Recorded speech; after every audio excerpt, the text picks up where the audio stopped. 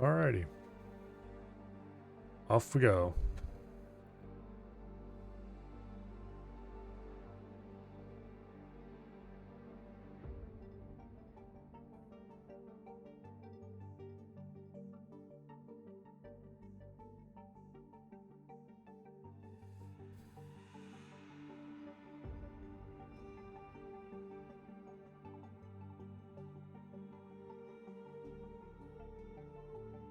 If I remember correctly,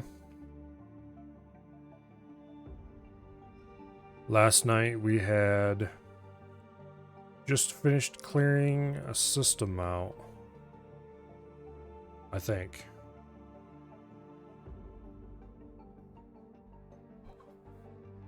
Something like that.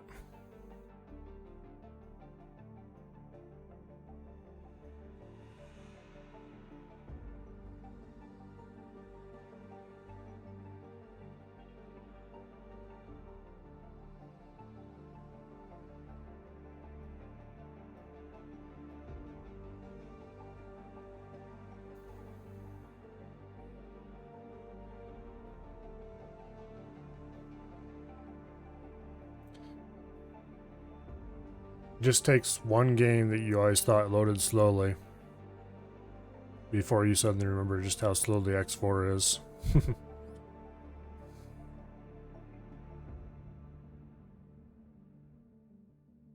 Because I always used to think Kenshi was slow loading. Of course, it's sped up a lot with modern computers, but I don't remember what year that game came out.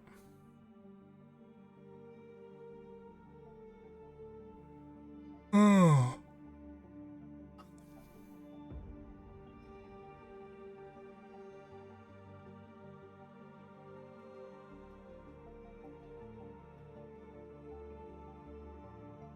Used to be pretty painful on hard drives, though.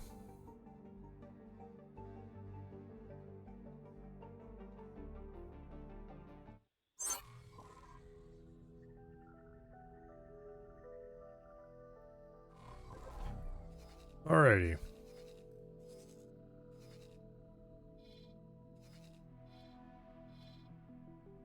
I guess this is our next target.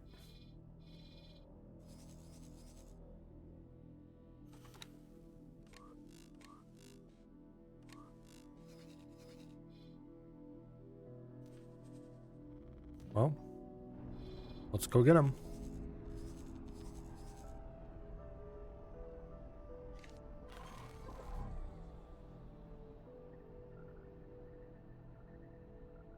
A lot of scrap that sadly is in the wrong place.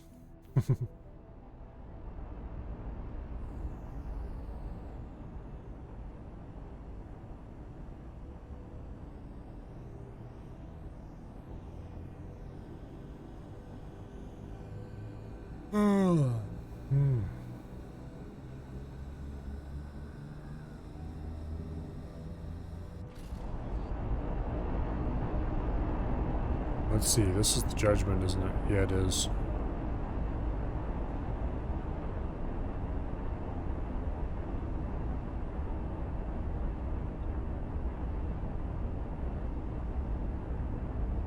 Oh, let's just hitch a ride.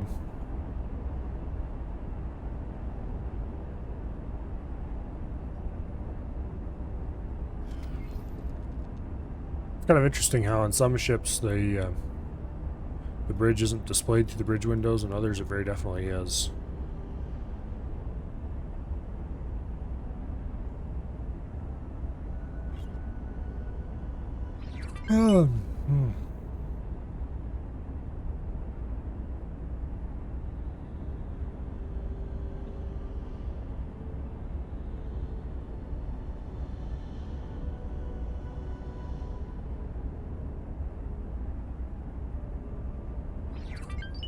Wonder what's going to happen when we hit the gate.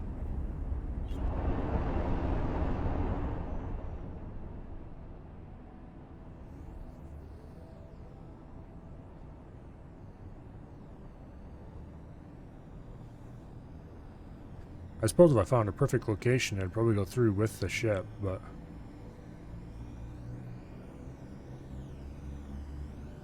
Somehow I think I'm either going to get left behind or shoved through first.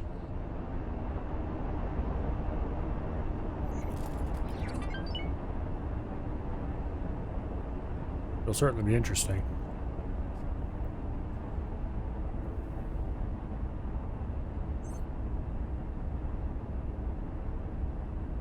Now I'm kind of committed to finding out what happens.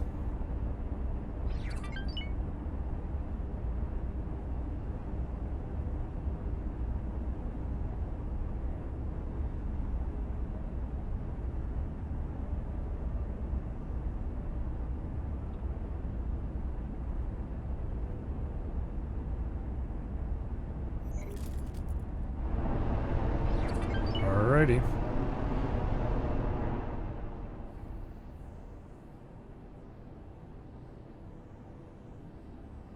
We'll get to see if it disappears without me or if I disappear without it.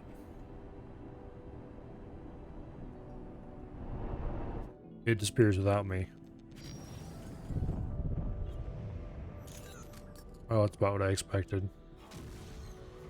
Rattle entering wretched skies. 5 family Phi.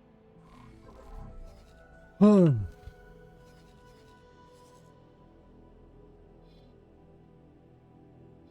they're really kicking it up a notch over all this.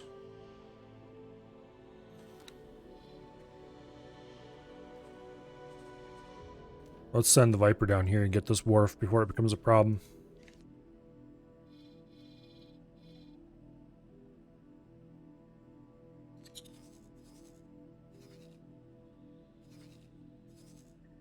Xenon defense platform. And then let's go get that defense platform ourselves if we can. Round 2. Oh, we've moved on to Wretched Skies. But yeah, this is Stream 2. Hopefully it doesn't have as many issues as Stream 1 did. The last time my internet died, I'm pretty sure it was my internet dying because Discord died as well. It says Kenshi still? Damn it, I forgot to change the... Why didn't I change that? Oh, there, now it says... And we overshot our target.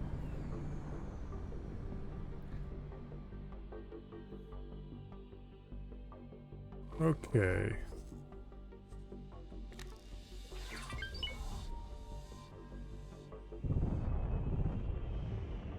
We go clear out the build site. S.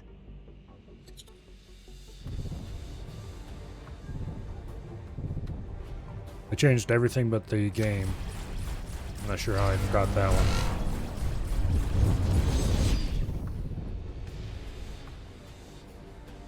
What did you do to that poor emo?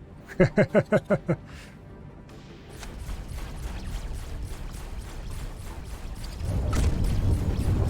we go. Kaboom.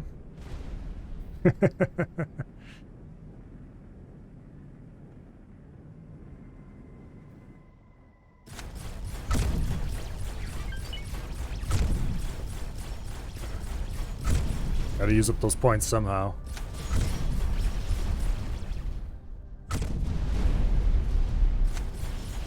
You don't want to be like me with Wasted where you had millions of them.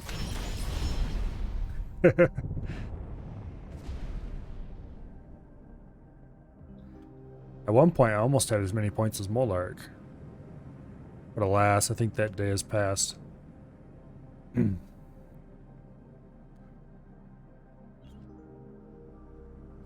11.2k.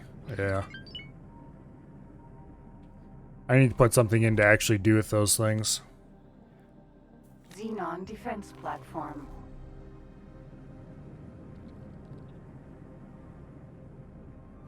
Okay, somewhere in here.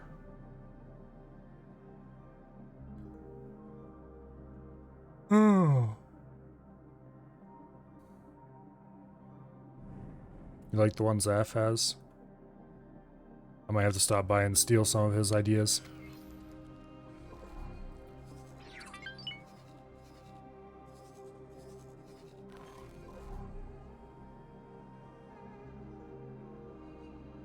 Okay, apparently right in the middle of this icon.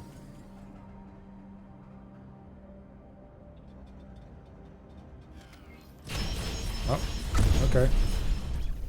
It's just showing up as invisible for some reason.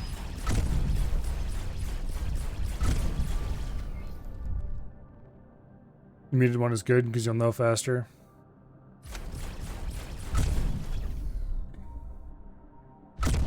That would be the theory anyway.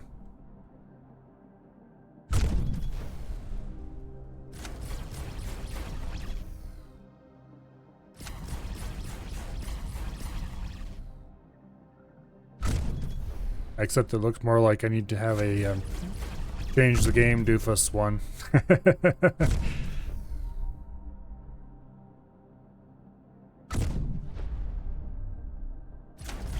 Anyway.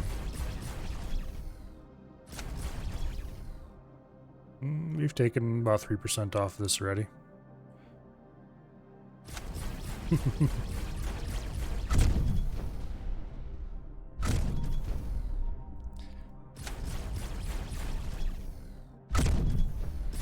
Yeah. Anyway.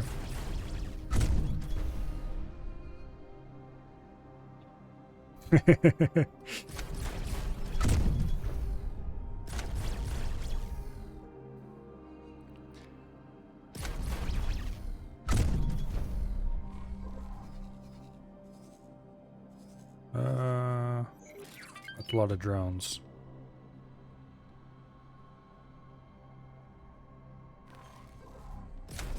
Well, they'll handle themselves.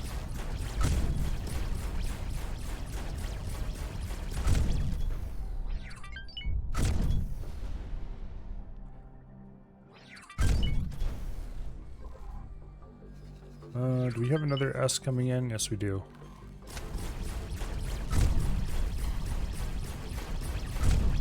We should probably go deal with that S. S.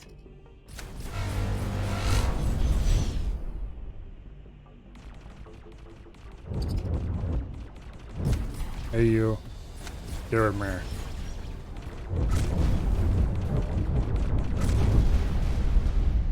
Okay. Kaboom. Container. Xenon defense platform. There we go.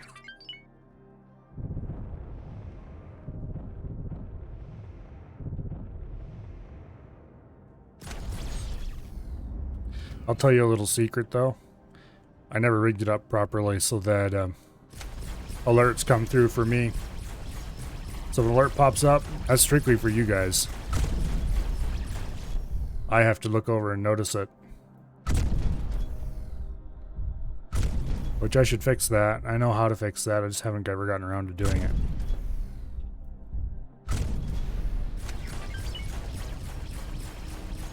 I don't even know what alert sound is used for like when people sub and that kind of stuff.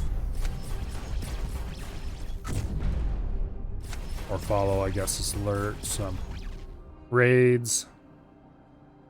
I know when, because I can see it up there. But if I'm not looking at the screen, I won't see it. Which is probably a bad thing, but it does definitely encourage me to pay attention to chat. But yeah, it doesn't make a sound for me.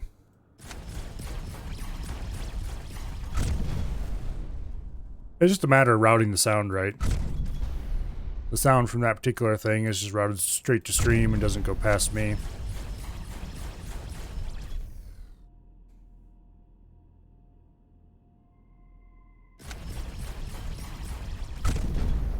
Which is not particularly difficult to make sounds that are just for me or just for stream or whatever. The way my audio is set up. I have like 50 bazillion different virtual audio cables running everywhere that all get mixed together at some level in either voice meter or in OBS itself.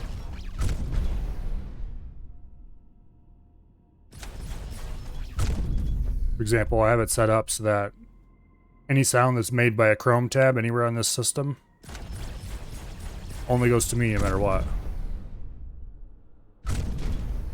So if I have something running in a browser window somewhere, like say a copy of my stream that I forgot to mute for some reason, which does happen occasionally, because I always keep a copy of my stream running in a tab so I can look at it and see if things are going wrong.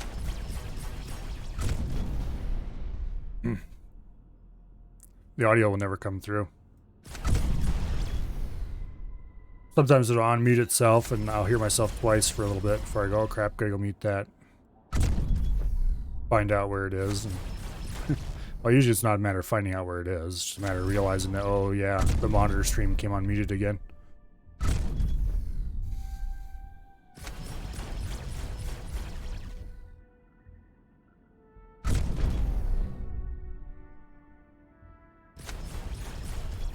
Anyway, this thing is about ready to go.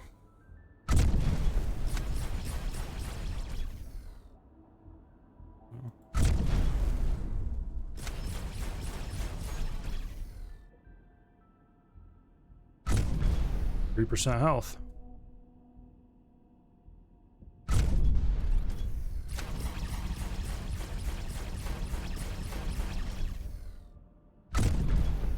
Trying to destroy any kind of real station with this ship would be very trying to the patience, so we say.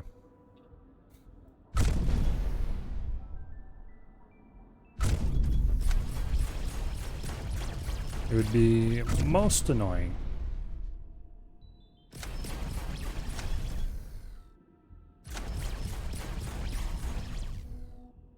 Oh, we're down to 2% health. We were hit. Oh, who's shooting the carbon broad? Oh, the carbon broadhead. Uh-oh. That one actually I might have to worry about. There's a K there. Well, congratulations. You are going to be launching ships.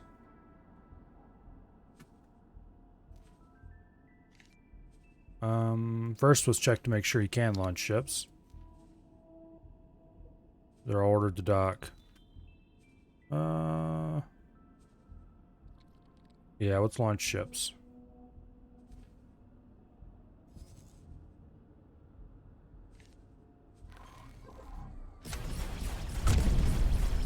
Carbon broadhead should be able to take care of itself now.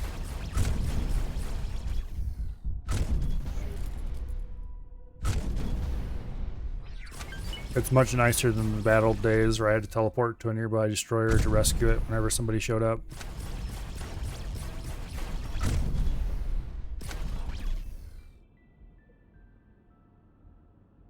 I really need to get a defense station built there.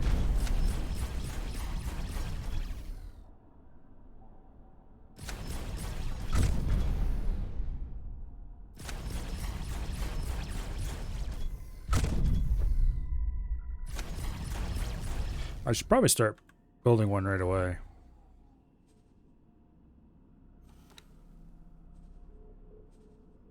Yeah, he's getting wrecked.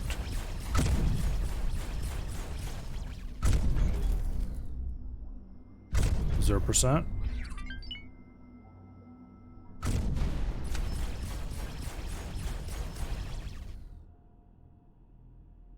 Our little problem here should be gone very soon. How is... Awaiting orders. You... Go wait over there, please. Okay, that's destroyed. This station's about half gone. I thought I sent the Viper...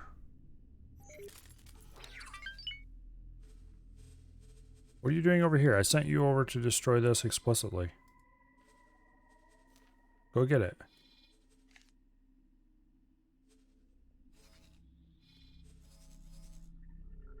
Yeah, we need to put a station here. But first, we have 8 million in cash. Let's put a pointy stick class right here.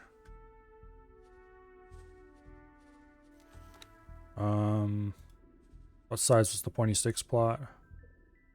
2 by 1 by 1 by 1.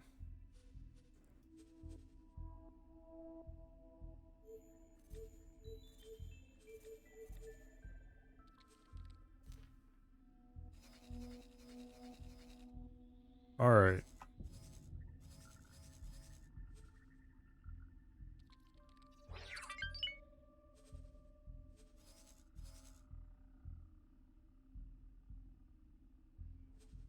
I want to rotate it.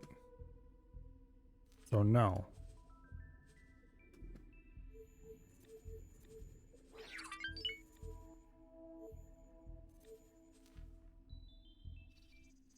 How do you rotate these things? I don't remember. We should just make it 2 by 2 by, you know, the default size.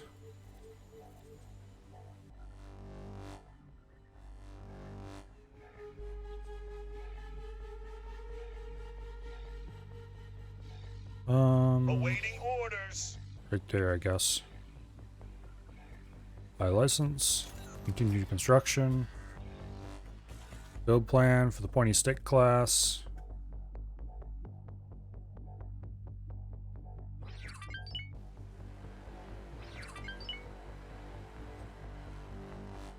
Come on.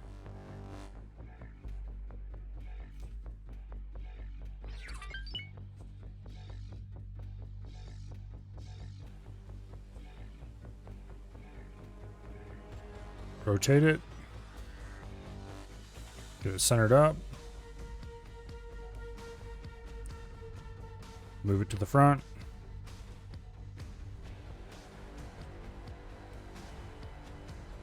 Okay. That looks pretty good right there.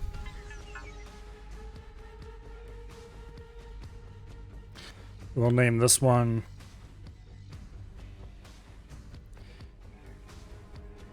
the slightly sharp object.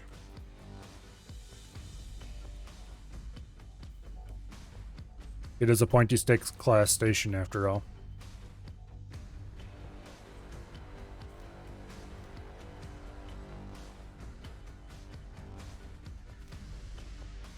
Okay, can we hire a local builder? We might have to bring a builder in and that'd be annoying, but oh well.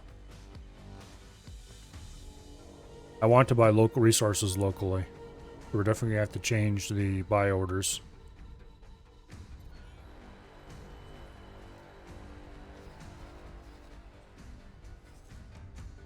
Oh, good, we can. Ching, we've hired a local builder. No trade restrictions. Available money for purchase. Go ahead and give them like 6 million. Okay.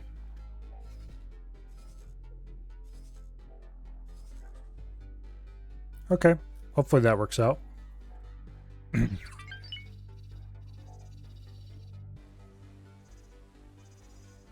Yeah. We should have locals stop by and sell us resources now.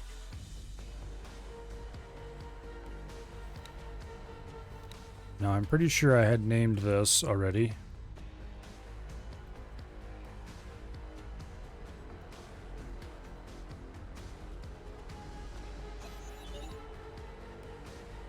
Okay.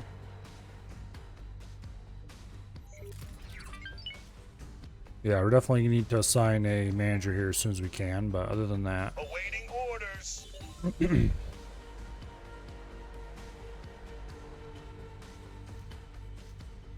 We already have somebody bringing in energy cells. Some buddies, it looks like. Good. Now we just need hull parts and Claytronics. Preset for all. High preset. Confirm changes.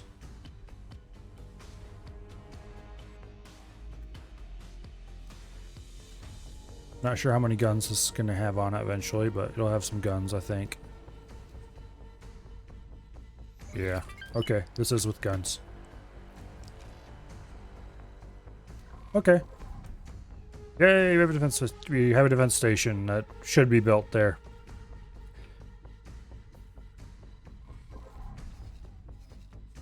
Is this... Okay, we're looking at this one that nobody's been attacking.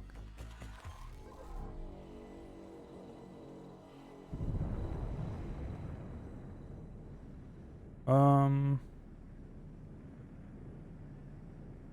you. S. Haven't you heard? The station's closed.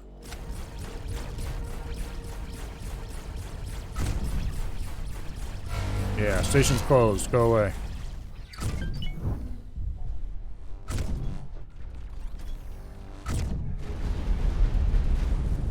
Alright. That station looks a little bit like it might be fried slightly. Build storage looks empty. Xenon defense platform. 19% hull.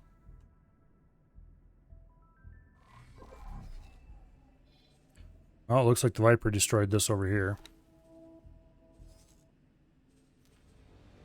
Go destroy the solar power plant, actually.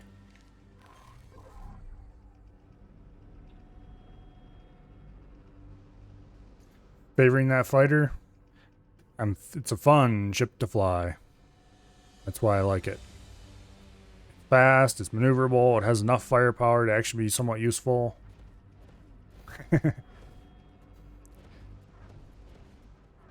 It doesn't have nearly the firepower the big ships have. It doesn't have the speed that the on foot has. It doesn't have the firepower. Whoops, bonk.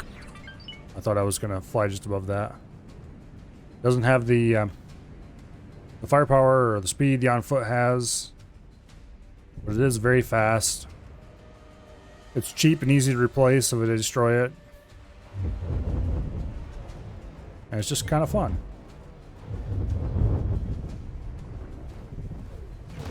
I'll probably go back to using the on foot eventually just because it's faster, but while I'm doing silly things like flying into combat, this is a pretty excellent ship to do it with.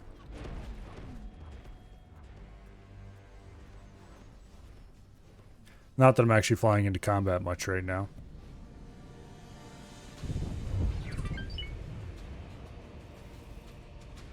But anyway, these big ships, I don't feel like flying them manually because they're just tedious right now. You have to park over here and shoot a station until it blows up, and then move on to the next one and shoot that until it blows up, and very, very boring.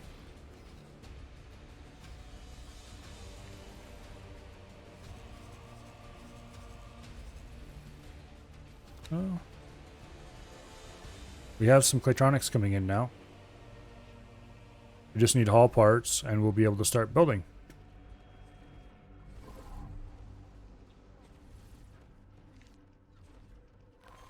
Alright, cool. The lights have gone off in this piece. Oh, we're 1% hull. Very close to going kaboom.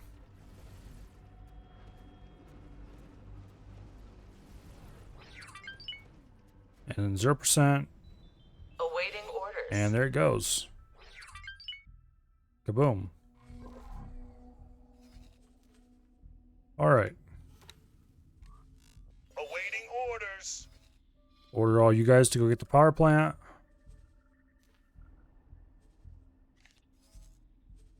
And that is the last Xenon system or station that is in this system. So, as soon as I get around to building this wharf, it'll be back to being split.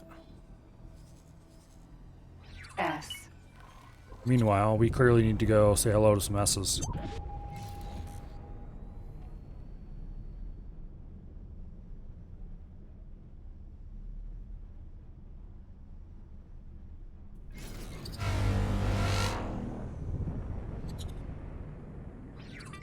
Alrighty. Please go boom.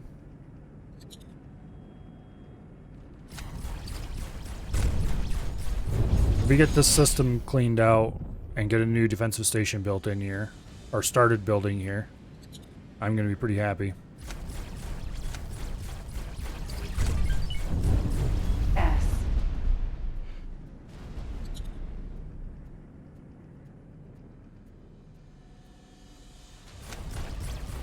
Alrighty. I really hope there's not a hull part shortage up here or something dumb like that.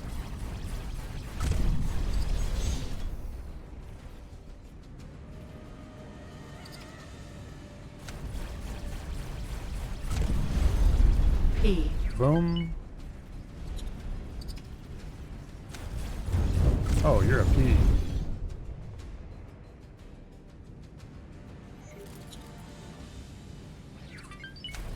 Okay, this is going to require a small amount of careful maneuvering.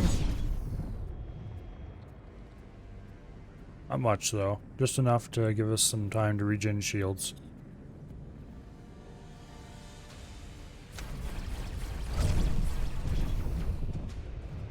Okay, we really need to regen some shields.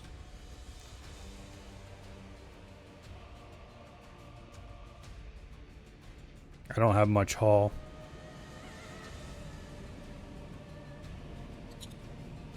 That is one problem with the Morea. It doesn't seem to be all that robust. Then again, I think that's just kind of a fighter problem in general, to be honest.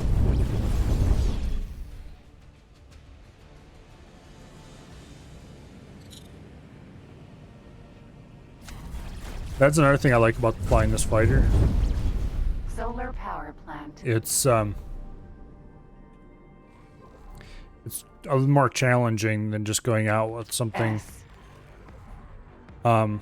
like with the rattlesnakes. The only way you're gonna die is if you really do something stupid, which admittedly I do stupid things occasionally. With the on foot, you have a little more leeway, or a little. It's a little easier to die with the Dragon Raider than it is with the rattlesnake, but it's still not something you really expect to happen if you're flying it all carefully. Okay, we either knocked it out of travel drive or it dropped down on its own. If it dropped down on its own, then it's stupid. Because it is about to get wrecked.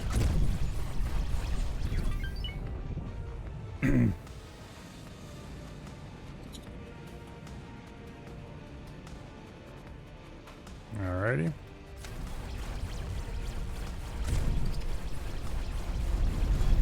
Boom.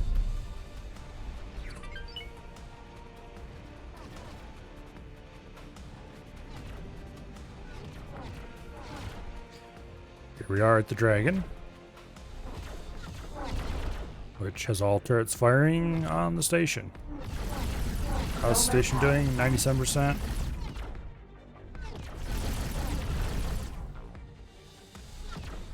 Those are a lot of drones. And they appear to be all coming this direction. That's not really good.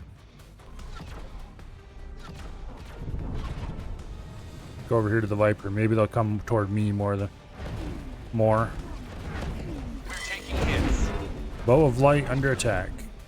Our Arrow of Light. Alright, where are you? Why are you under attack? Oh shit. You. Attack. Launch your fighters. Why are you down here anyway? I ordered you to park. Oh, the slightly sharp object has been blown up.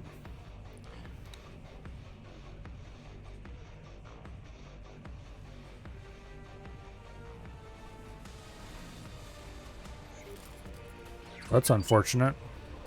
We clearly need to park a whole bunch of stuff here and protect it.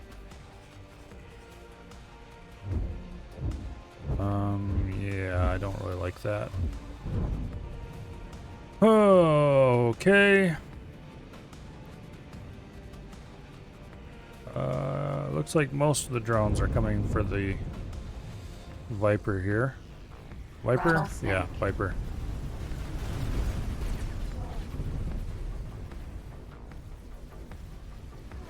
Yeah, okay. Awaiting orders. Look at all the pretty lights. We're taking hits. Pandorian's Vipers under attack.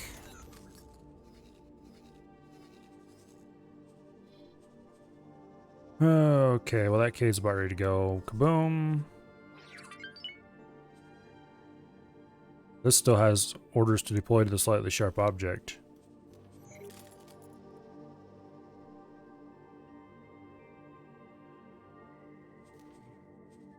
strange. It's like... Yeah, weird. Awaiting orders. Okay, he blew up. Look, you, I ordered you to park a safe-ish distance away. Do as I say. Okay, the Viper was complaining that it was under attack. It is indeed under attack.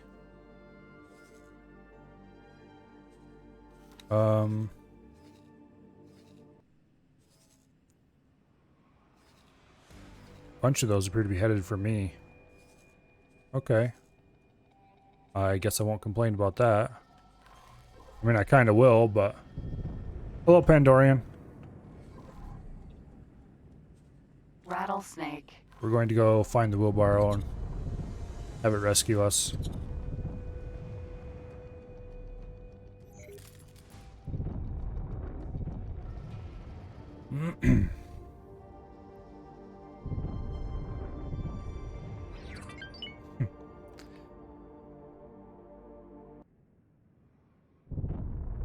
Tomorrow should be the day. Oh. 93.7% flight rank. I'm glad I'm not trying to grind flight rank. That sounds boring. Not gonna lie.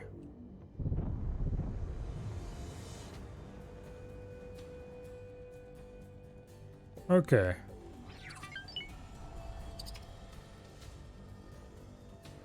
Protect me. Whoops.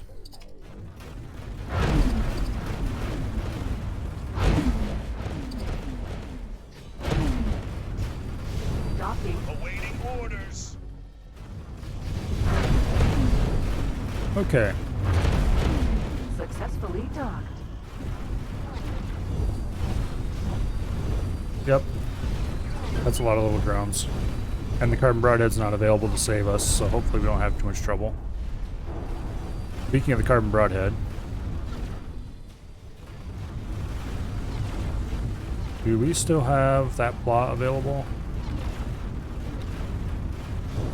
Oh yeah, we don't even have the plot available for that we made for the slightly sharp object. That's unfortunate. So there's no just go ahead, rebuild it option available. Well, we'll wait till we get the other destroyers over here protected, I guess.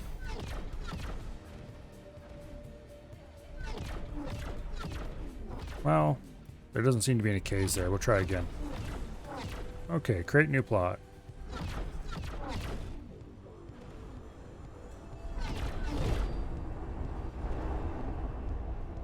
Okay, this plot's still here. But it doesn't show up as mine.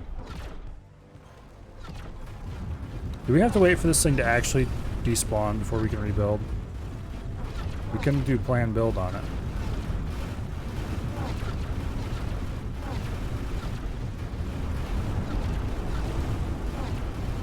That's weird. You have to wait some period of time for the plot to go away? Yeah, that's annoying.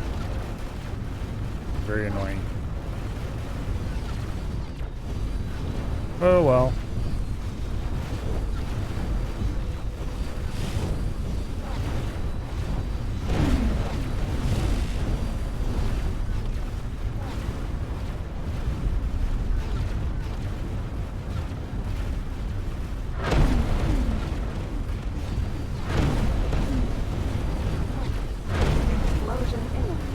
This is the last station in the system that we have to destroy. And I guess we can leave. I really wanted to build a defensive station here, but if we can't even get a pointy stick class placed over here, well, we'll see.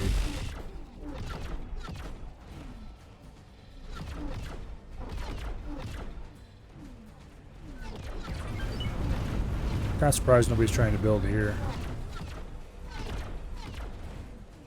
This place doesn't surprise me because it seems worthless.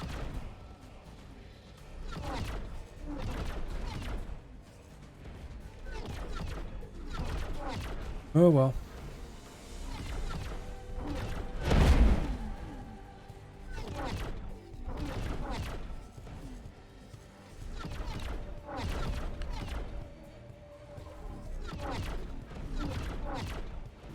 They seem to be very admiring of the Viper.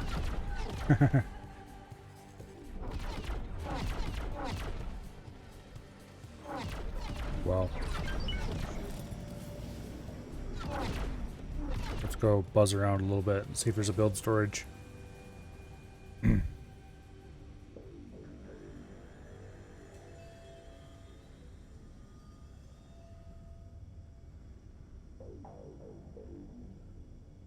on, autosave.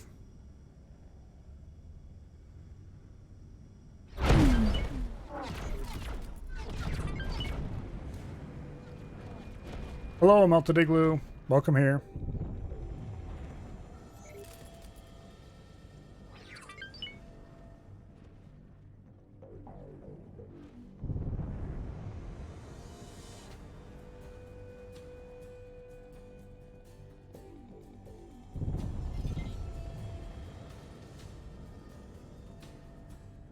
I don't see Explosion imminent. any build storage. Oh yeah, there the build storage is. Okay.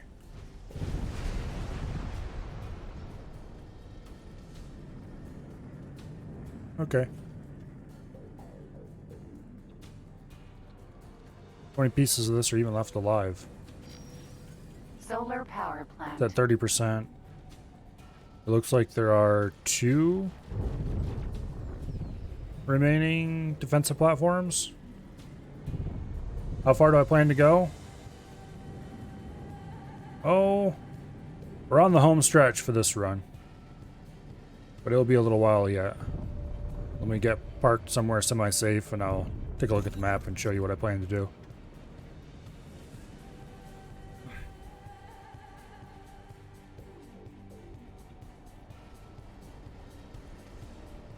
Go park between the tails of the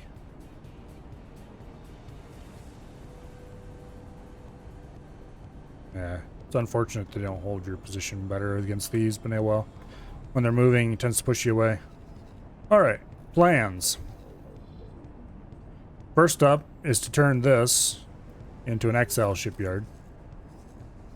So probably move this pier piece probably down here or something and then put the XL shipyard up here somewhere. We have the large shipyard, but not the XL yet. And then build an Asgard. At least one. Fully equipped, of course. And the fleet to go with it. And then use that Asgard and its fleet to clean out Darkest Cascade, Matrix 79B, and Savage Spur to complete the quest for the Yaki. Because I kind of want to see what they do when you complete that quest. And then also complete the quest to get the Vigor to leave you alone. Although I'm not sure if we're going to complete that the easy way or if we're going to come in from the long way and just blow our way through.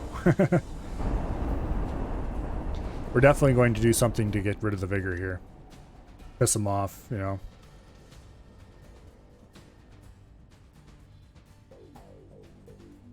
So yeah. And then after we've helped the Yaki and helped get rid of the Vigor, or at least make the Vigor leave us alone. You think you just blow up the beacon thingy? Oh, you can do that.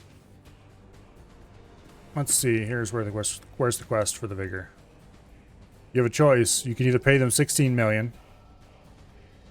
I assume this is still the same price as it was before. Or you can go blow up a dude. And that points to this factory. So I'm guessing we need to blow up this station if we want to get rid of them. Have to do both? I don't think so. This was very heavily implied to be a choice, one way or the other. Because, like, I did this one all the way up to the pay them money thing. And then it was like, screw you guys, I'm not going to actually pay you any money. And that was a matter of flying to a certain place, and they were like, okay, give us the money and we'll leave you alone, kind of thing. Whereas I haven't tried to do this one yet. But anyway.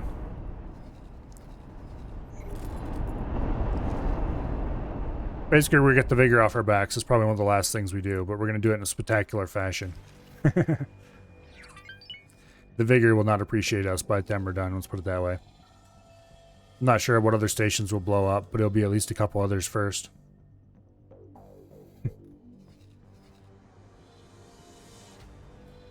But yeah, then we have this A Heart for Pirates quest, where they want us to clear out these 3 systems. And that will give the Yaki room to build, basically. So I'm really curious if they start building stations in these systems if you do that, or what. But anyway. Basically, our plan is to get a Asgard and then go have some fun with it, and then we'll end the run. Killing off the Xenon is just a matter of... Well, we're not going to kill him off completely, but... Pruning back the Xeon, I should say. We tried to build a defense station here, but a K came in and ruined it before it could even get going. Despite the fact that we had ships here to defend it. Anyway, this is about ready to go. I'd like to build a station here to defend this, but I don't care about this station nearly as much as I care about this one.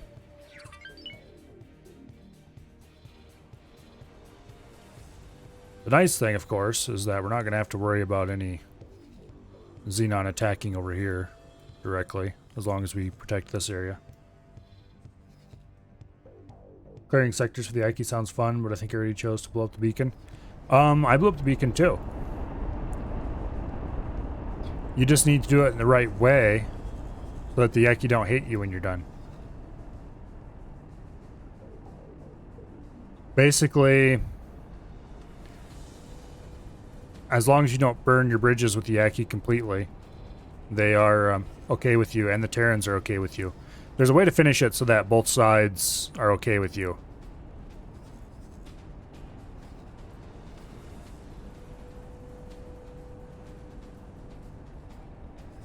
But anyway.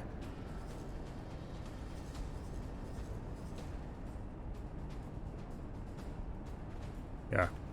When you're done with the quest, there might be a couple Yaki ships that are still pissed and attack you on sight.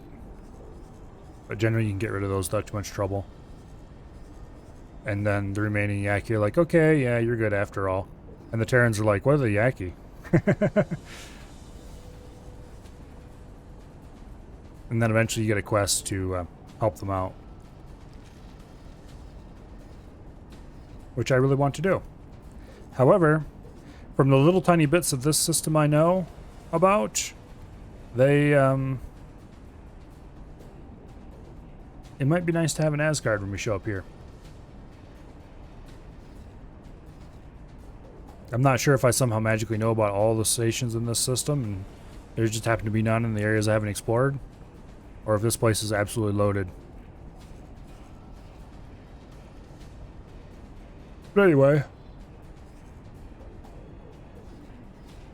this is target number 1 for our future Asgard, though. But that'll be like almost 1 billion credits to get that, so it'll take a little bit before we can... I'm probably going to produce and sell rattlesnakes to get the money.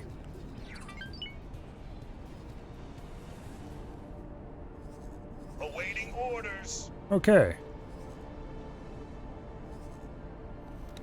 Let's take the Dread's Judgment, the Wheelbarrow, the Viper, Pandorian's Viper, and the Ashes Dragon, and let's get out of here. Sorry guys, you have to deal with that yourself.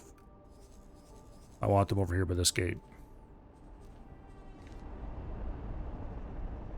Anyway, when this expires, we'll try again with the new station. Looks like the Talati are building defense platforms here, but we'll see just how effective those are.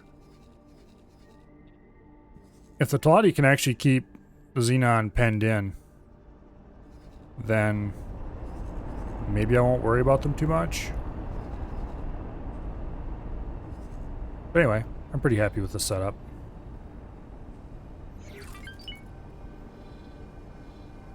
What we should probably need to do at this point, go down here and rescue the Paranid.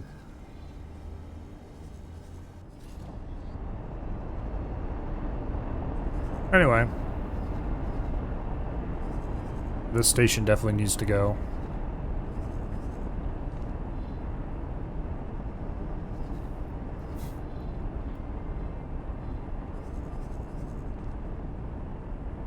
Let's see how the scrappy station's doing as far as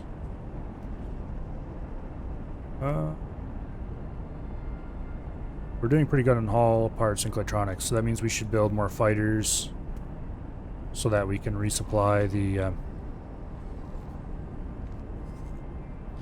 first of all, Rattlesnake. Docking granted. let's go ahead and dock.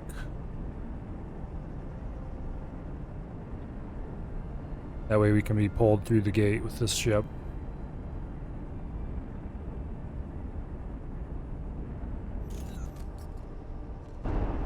Okay, now we have Successfully 30 docked. some fighters on board the Carbon Broadhead.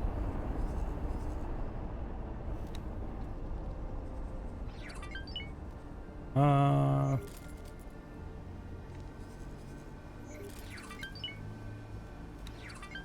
36 fighters, okay.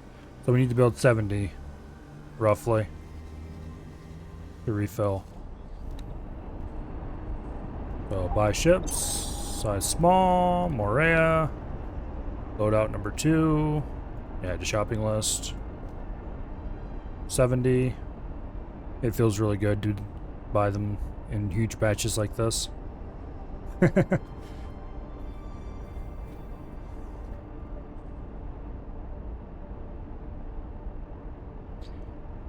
Okay, how is the money printer doing? Despite the fact that it's not actually seeming to print very much money. Silicon's a little bit low. Not excessively so.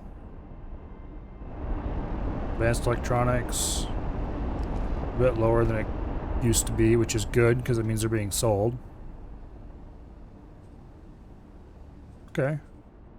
We're making money. Making money at a pretty good rate, actually.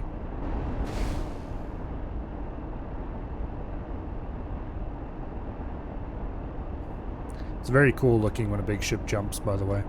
The blue lightning crackle over the whole thing.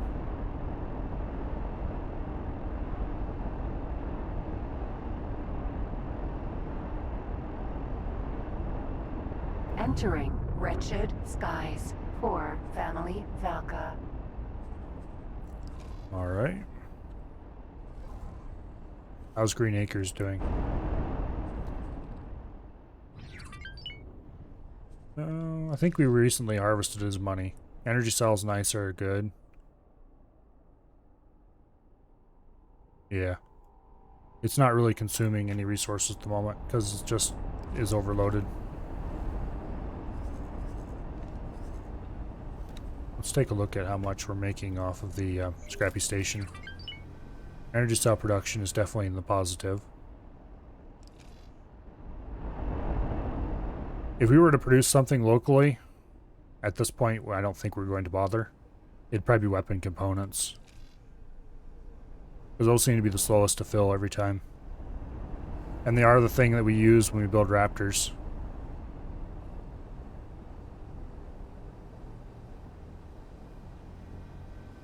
We need to expand the workforce available in this station. We need 7,000 more. How many does each habitat support? Don't remember. 1,000. Okay, so we need like 8 more habitats.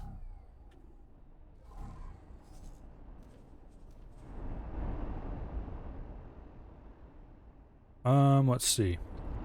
If we add one more road to the outside of each of these. Copy sequence. Kaboom. Copy sequence. Kaboom. Copy sequence.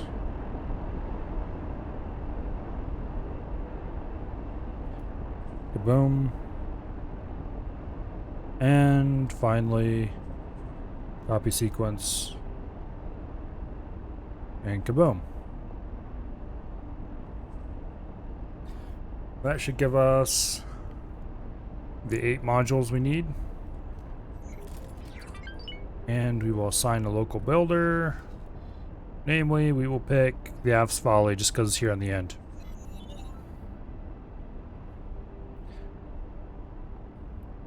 The Claytronics are already arriving. Energy cells and hull parts will be following shortly, I'm sure. Anyway, we don't need to do anything to get this complete. It'll be handled by local traders, no problem.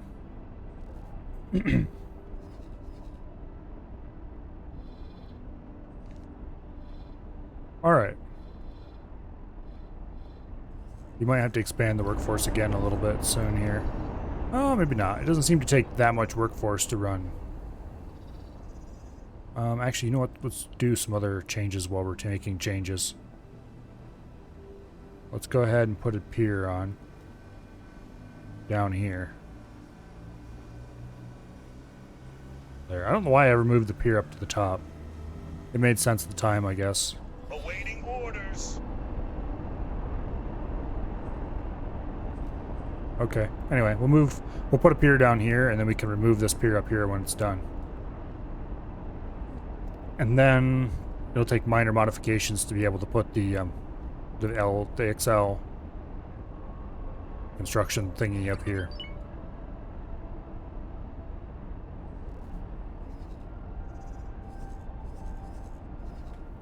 Okay, Maria. We'll wait till we have the whole build done, and then we'll send a bunch of them through.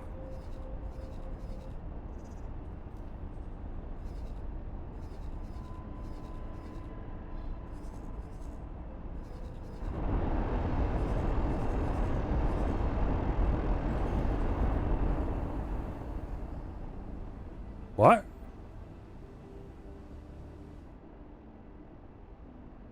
Okay, apparently I found a hotkey that hides all the windows on Chrome. Or not Chrome, but all the windows on Windows. Entering system. Because Family, Zin. everything has minimized itself. And that is problematic. Okay, there we go. You guys didn't see anything go wrong, but I very definitely did.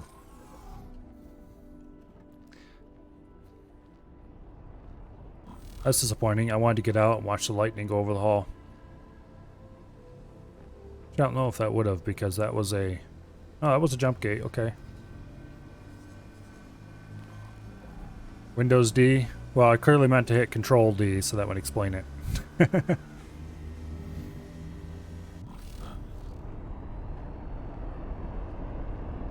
Anyway.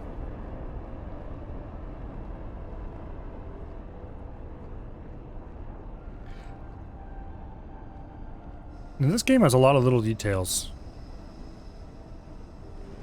Like, oh look, here's tie-down pad eyes. With covers on them, of course, but... Like, yeah, some artist spent who knows how many hours making these doors to some actual decent degree of detail. Making them look good. And your average player is going to just kind of go, oh look, doors, okay, woo, run right by. I'm an average player, except when I'm bored and looking for something to look at. In which case it's like, yeah, this is pretty cool. All kinds of details.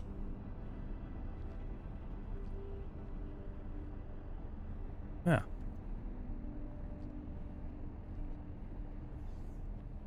Obviously it wasn't the Awaiting orders. absolute focus of things, but it is interesting just how much effort goes into your average modern game.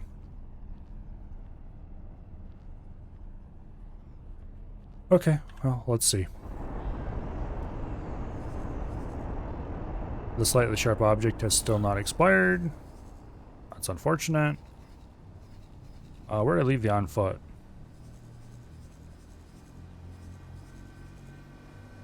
I I think it was somewhere over here.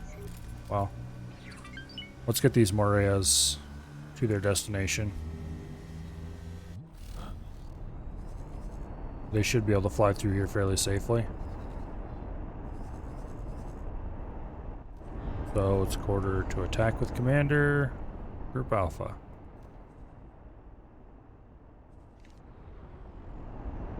Awaiting orders. We now have 68 fighters assigned to the Carbon Broadhead.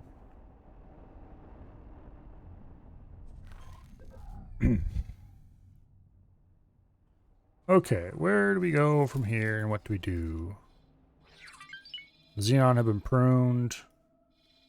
The Paranid Xenon situation is less of a disaster than what it was, what I thought it was originally. They did lose an equipment dock here. Or no, wait, that was a wharf here. These guys not have a wharf rebuilt? Apparently not. Okay. We probably should show up and destroy that. Just saying. I just don't feel like moving all the ships down there.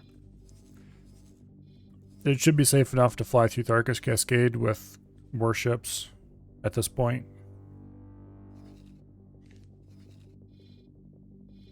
I just don't want to. All right now.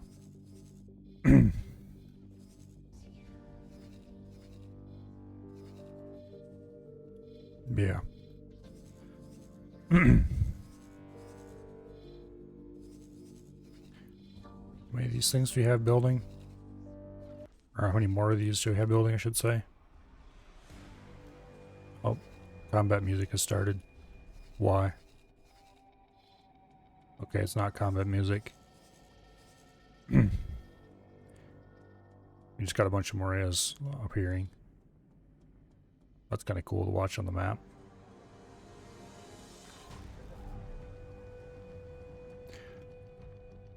Okay, I need to figure out something to do.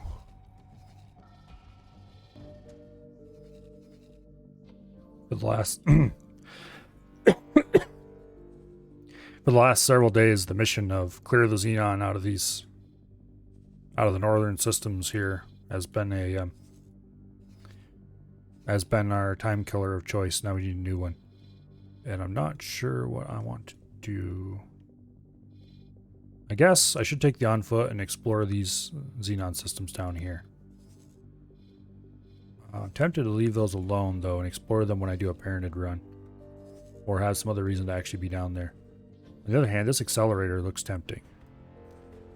So let's start guidance to that.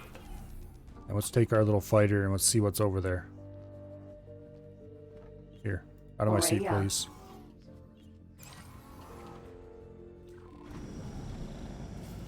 We don't have any satellites or anything like that, so we're just going to be flying around a little bit looking for obvious large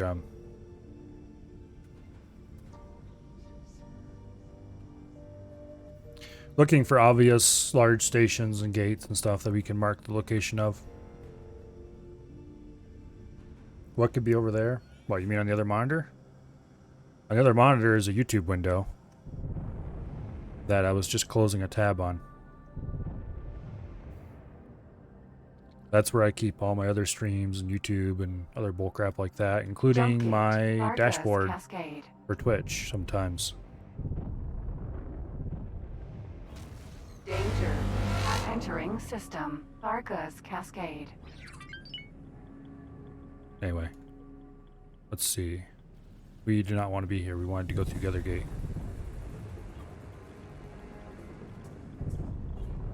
Such a scatterbrain sometimes. Okay, let's go this way.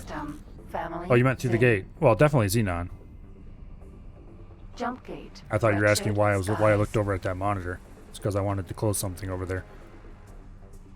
What could be through the gate? It's definitely going to be Xenon because they were coming out of there earlier.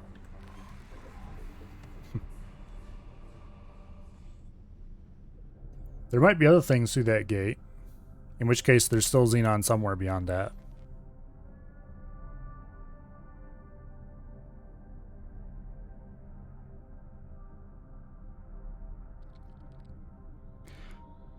Oh.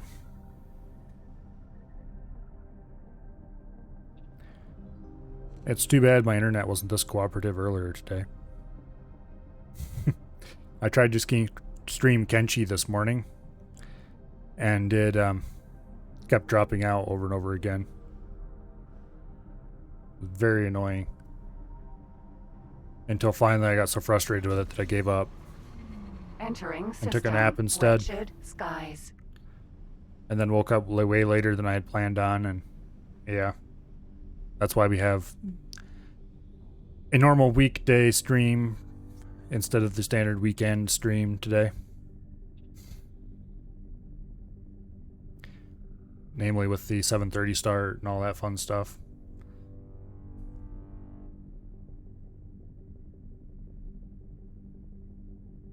But oh well. Genji was fun. When I wasn't going, OBS, no! Because it just told me that it couldn't connect. I'm pretty sure it was my internet problem, though. Usually it's really reliable. Entering wretched skies. 5 family 5. But anyway, let's see. Accelerator. Unknown sector. Ooh, ominous.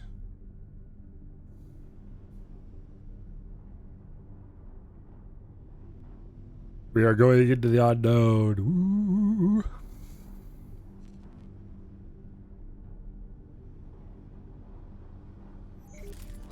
Also, shout out to chat for reminding me this accelerator existed multiple times when I forgot.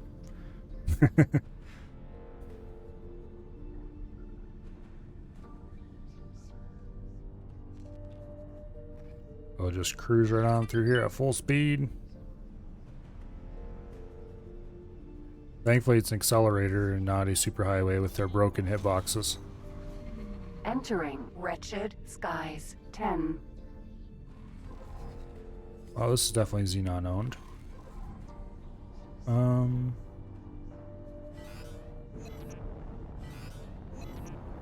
I see a jump gate. Are there any others? I don't actually see any, but then again, this is mist and you can't really see through that very well. So there might well be some in here.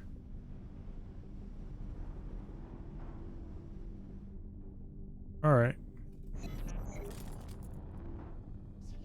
There's a Xenon station. That's the only one I've seen here, so.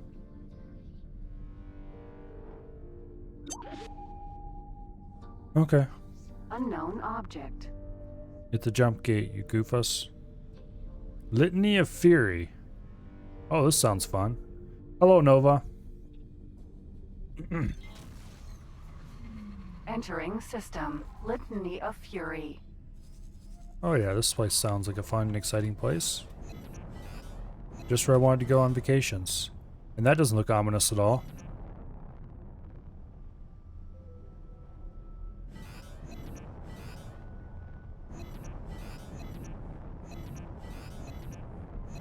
I don't see... Oh, there's another jump gate. Okay. Everything looks very glowy red here. Wait.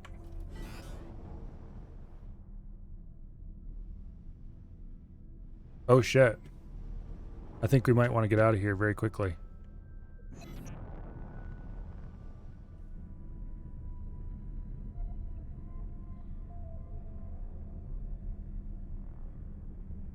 Because that little cloud there seems to be expanding in my direction very quickly.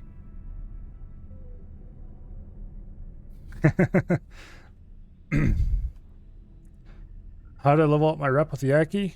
I didn't really try even. It just kind of happened.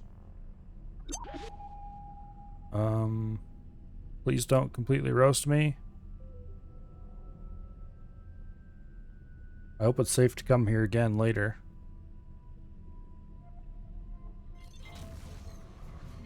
Entering system. Emperor's Pride. Okay. This is definitely also a Xenon system. At least they have a pretty planet here, I guess.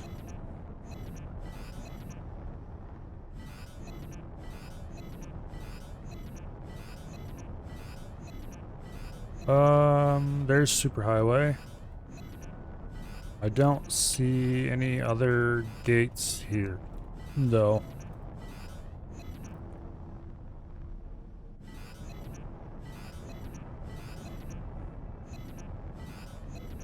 Okay. Let's go through the superhighway and see where that takes us. Yeah, hopefully Litany of Fury is not going to roast us completely when we go back, because unless we find another route out of here, we're going to have to see whatever that expanding ball of fun is going to do.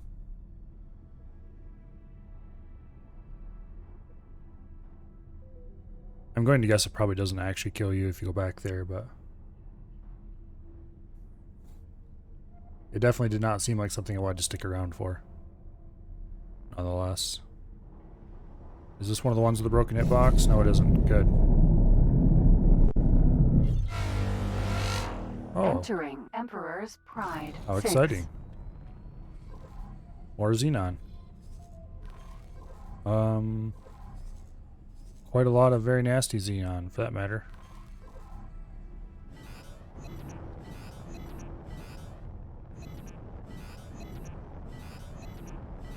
Is there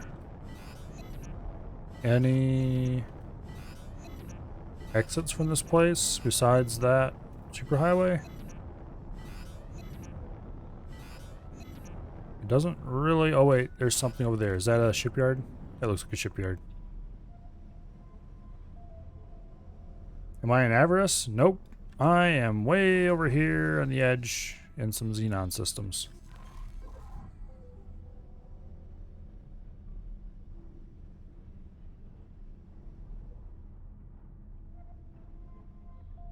Yeah, this is definitely a shipyard.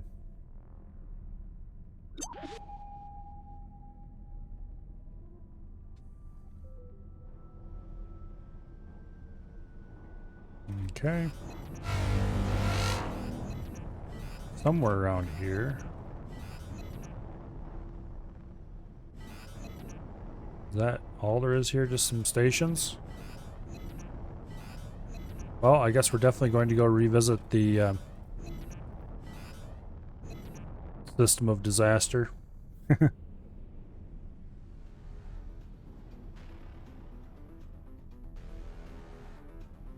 think this is the half we need to aim for.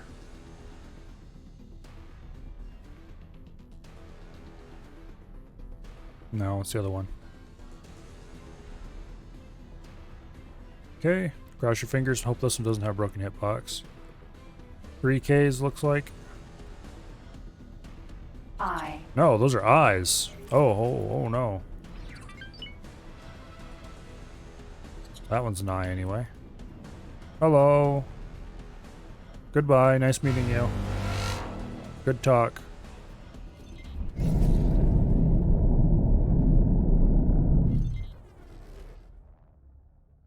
I really hate how it shuts off your travel drive every time you go through one of those.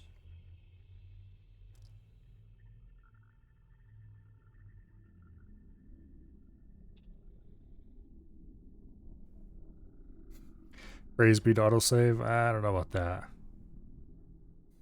Entering Emperor's Pride. 4. Well, okay, praise be to autosave because it has saved my ass a bunch of times. It's just annoying.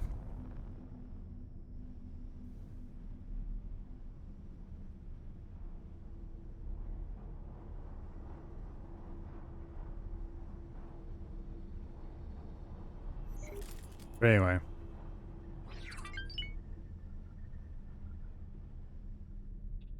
Let's see if we can get through this gate.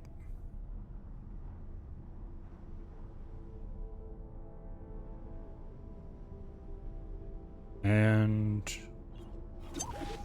kaboom. Entering system. Litany of Fury.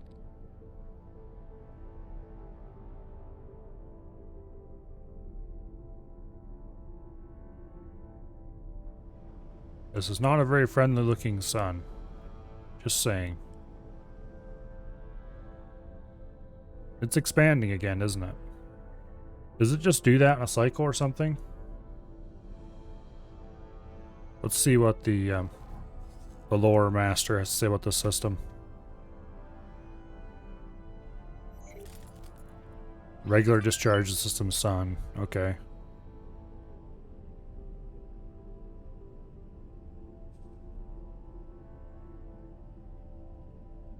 Oh, okay.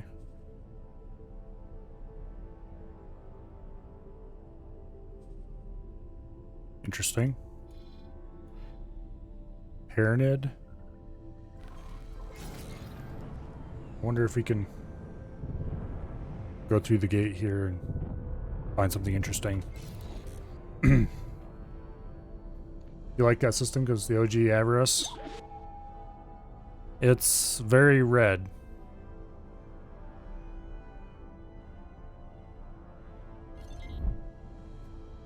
Alright. Have I ever mentioned that I really hate highways and their broken hitboxes sometimes?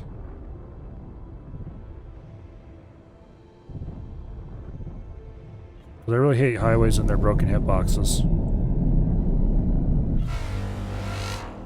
Entering Litany of Fury 12.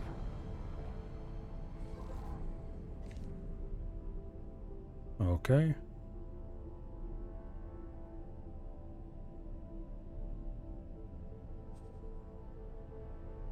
Let's see.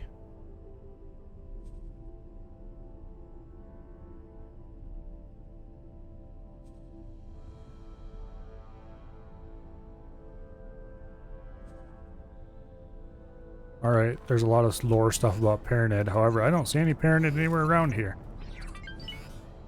See, this happened a long time ago, or they were all smooshed very quickly.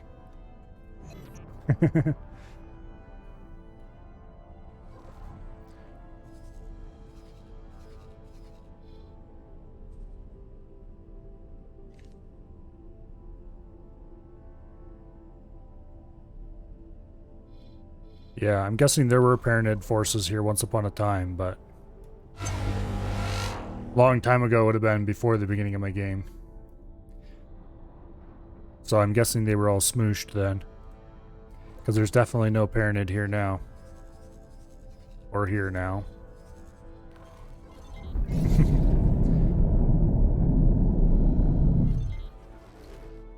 Entering Litany of Fury 9. Paranid start there? Yeah, okay, they were definitely smooshed then. That's unfortunate.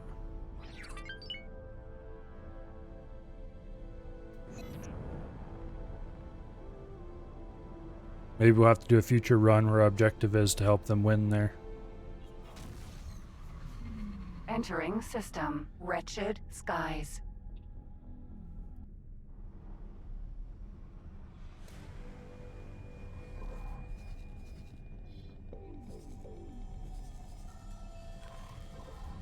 Alrighty. Let's do a little bit of exploring.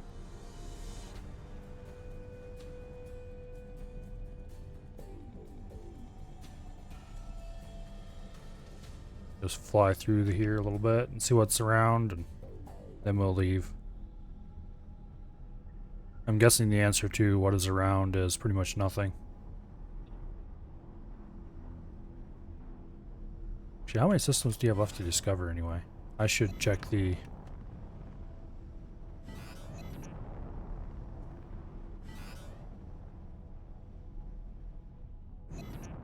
There's something man-made over there.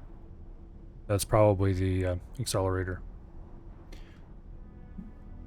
When we get back to somewhat safe space, I should check the statistics or whatever to see how many we have left to explore.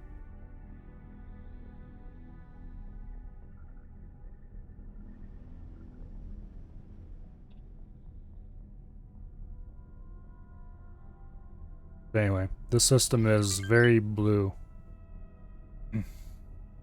Do I want the total in the universe? I don't remember if it tells you that or not. If it doesn't, probably yes. Entering wretched skies. 5, family, Phi.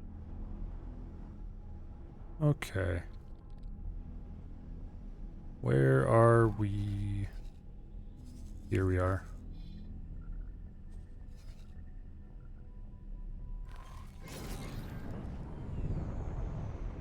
Alright. Take a look at the statistics. I have explored 99 sectors, found 82 systems, and 130 gates. Remember correctly, there was 100 and some systems? 119 sectors in game, okay. So we still have like 20 of them to find. That's... No, not 20. Yeah, 20. Something like that. Well, there's a surprising number of them hiding out here then. We're definitely not going to find them all this game. Partially because I'm not really that dedicated to exploring. I just wanted to figure out how much Xenon we had to worry about out here. The answer is quite a bit, actually.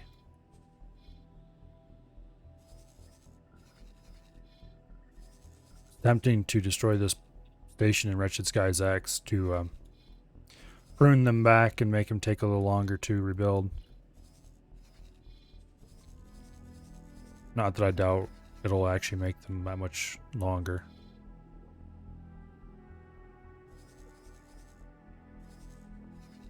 Oh well. Oh.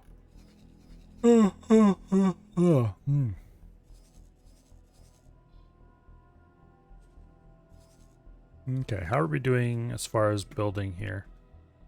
How we're doing is everybody's out of hull parts. I guess that makes sense. We did just buy a whole bunch of fighters. Did somebody do a... I don't see any ship sales in the list. We haven't had AIs depleting it.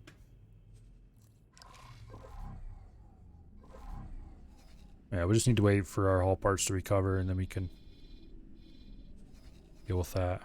I probably should increase the amount of storage dedicated to hull parts.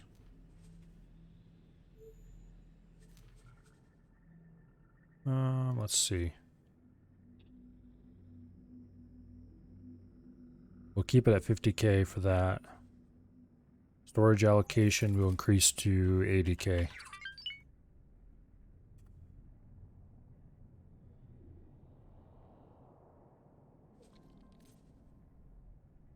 Okay, what did I say we're going to increase this to? Keep it at 50k? Something like that. You're mutating the once magnificent symmetric scrap station? I don't think it was ever symmetric. It was always an ugly clump.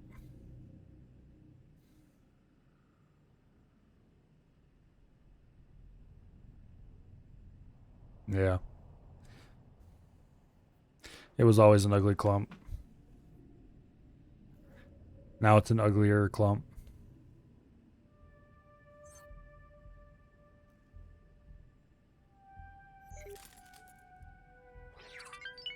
We have 6 levels of solar panels. We have 12 scrap recyclers on the back. We still have the initial 3 scrap processors in the middle. Now slap all part production modules possible on the side. I don't know about that. Not for this game. In a future game, we will have a system that, or a station. I keep saying station instead of system and system instead of station. It's annoying. In the future, we might build a station that takes in raw ores and gases and produces ships. Yeah. I horrified poor Asher with my Kenshi playing skills. Or rather, with my methods of training my people. I did the slave start, like I always do. And it basically was not strength training, toughness training. And I was also trying to train up some assassin skills so that I could knock out guards and steal their equipment for my escape. And I don't know if you ever played Kenshi, but there's for anybody who hasn't, there's a big statue in the middle of the camp that you start in if you do slave. Well, that you generally start in if you do a slave start. In front of that statue, there's rows of posts that they'll tie slaves up to at night. And so I went up and down that line at night, knocking out each one, and then go back to the beginning and run down it again.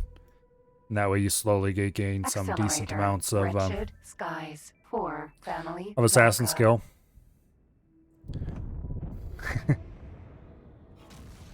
And I'm fully intending to chop every single limb off my people and make them into cyborgs, yes.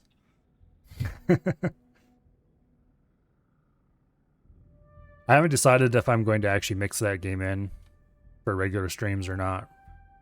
Probably or not, at least for now, but maybe some point in the future. Entering Wretched Skies 4 family Valka. The cock are so annoying. At least with Xenon you can see infrastructure. These bugs just poof into existence. Yeah. I haven't really had any troubles with them, thankfully. Just a few. They've been annoying one of my ships, and that was it. But generally, not much trouble. Yeah, I think we're gonna dock this ship somewhere.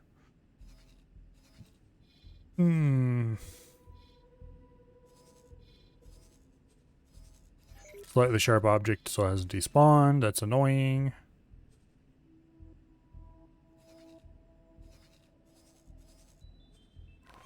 Oh.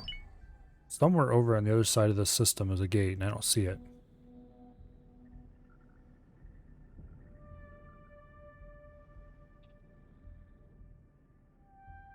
They're decimating your mining fleets?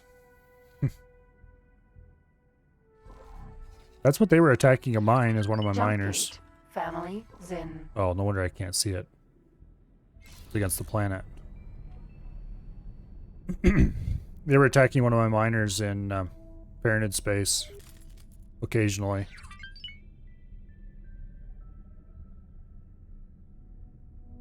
I do know the location of one cat hive. I just haven't done anything to it because, well, they're not causing me a problem.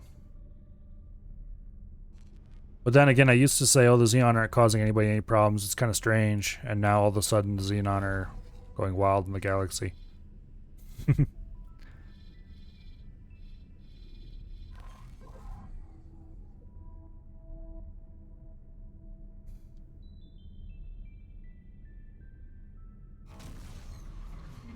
Entering system.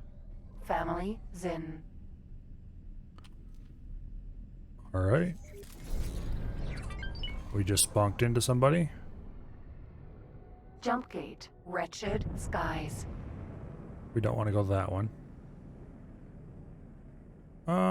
Let's do a little bit of crystal mining.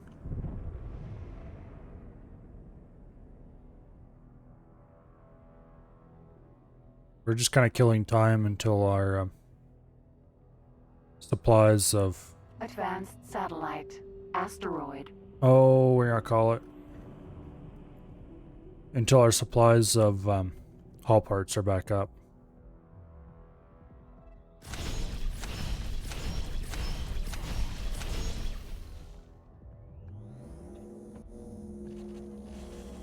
You kind of need unstable crystals for future efforts.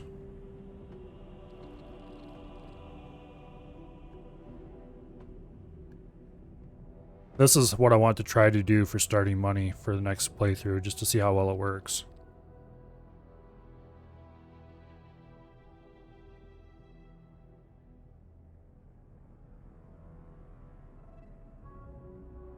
Okay. Drifting through the asteroid field. Nice and slowly. Anyway, I want to mix some more games in besides just X4, partially because I don't want to burn myself out on X4. I'm just not sure what I want to mix in and when.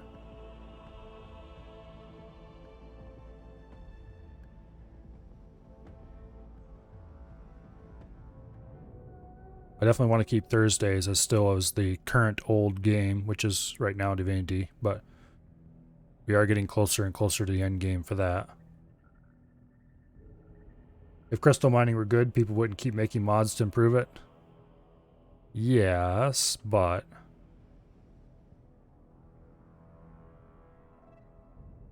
it doesn't have to be bad for starting, just enough to get one ship. Is that a crystal? Why you know blank?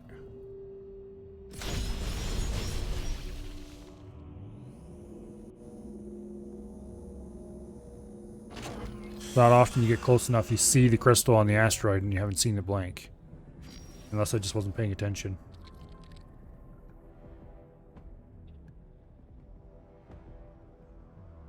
Is the mining bad in X4? No. You just need a mining ship.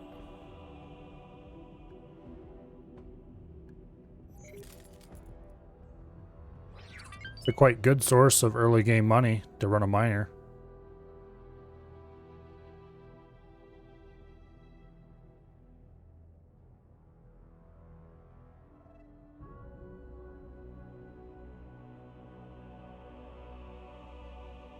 Come on. Somebody blink at me.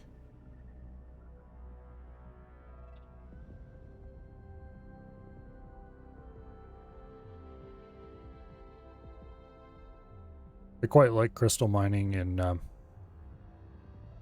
Argon Prime. Seems like a surprisingly good place for it. Something about the way the long skinny asteroid fields makes it easy to find them. There's more crystals. Why aren't they blinking at me properly?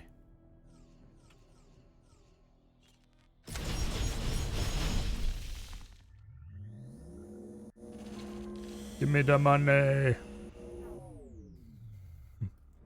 Yeah, mining is better left to the AI. That's why you buy a mining ship and then tell the AI to go use it somewhere.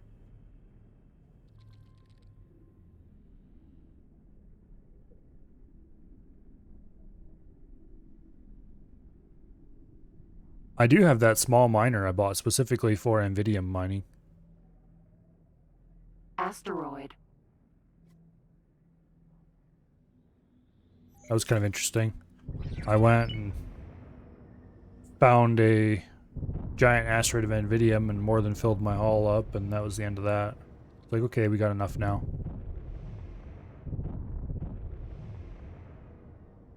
I don't really want to leave it anywhere because the Nvidium, that is. The place I actually need it is at the headquarters for future teleport research, I think it was. But the problem with that is, if I just were to leave it there waiting, the scale plate pack would stop by and hack the station, and it would just dump it out in space. They hack that stupid station constantly.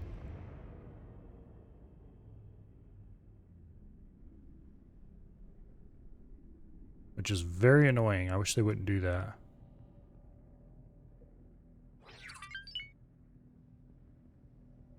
But anyway.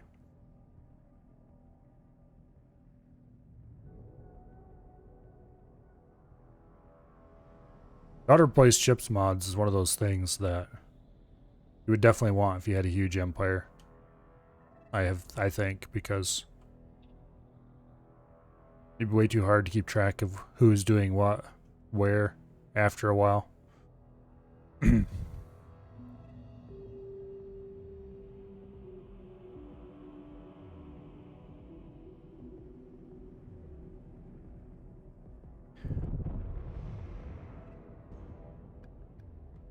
kind of surprising. I've not seen any flashes, but I have seen crystals. I just haven't seen any light flashes from them. Wonder if something broke.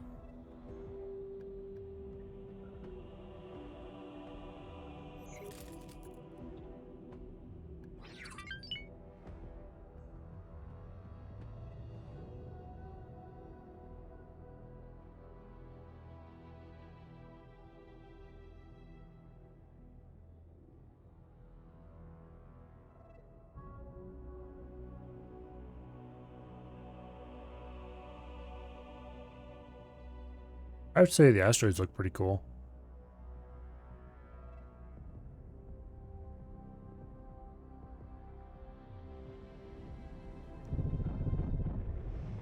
And they're kind of fun to fly around. Although I admit they would be more fun if we were faster.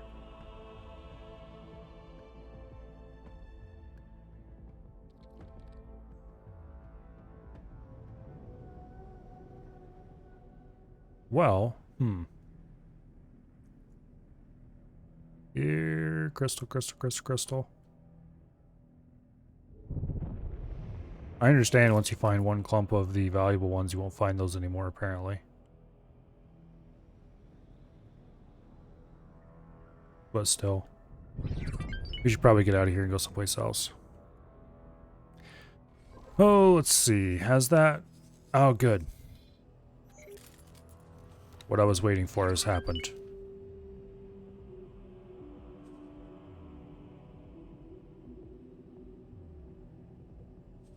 And there. Buy license, continue construction, get a pointy stick class.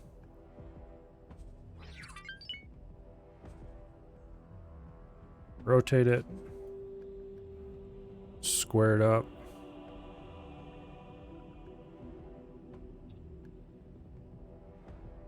That's about as close to square as we're going to get, I think. Set to high preset. Confirm changes. Give them like... I guess we give them about 7 million. That's pretty much all my remaining money, though. Hire a local builder. There are no local builders. Well, that's unfortunate.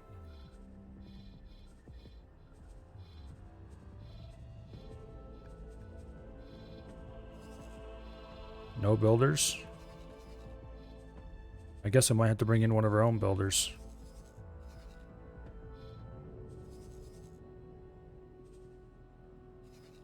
Let's see. Hello, mystery.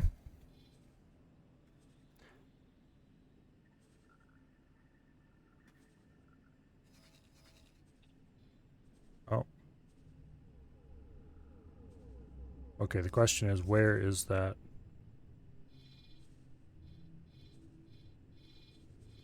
Yeah, there's just not any building ships available. We might have to bring in one of our own, I guess. Well, if we do that, we're going to have to bring escorts. We'll send Bob.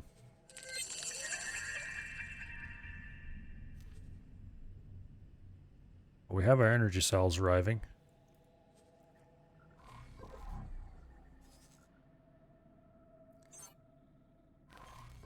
Now, what we're going to do is we're going to park our capital ships around the thing like big giant metal shields. Because I really don't want this station blowing up before it's done. Factory.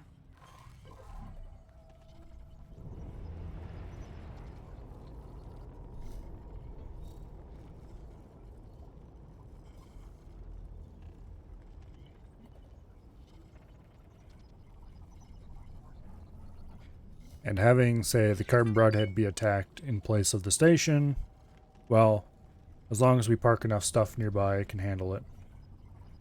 The Xenon are not happy that I'm building there.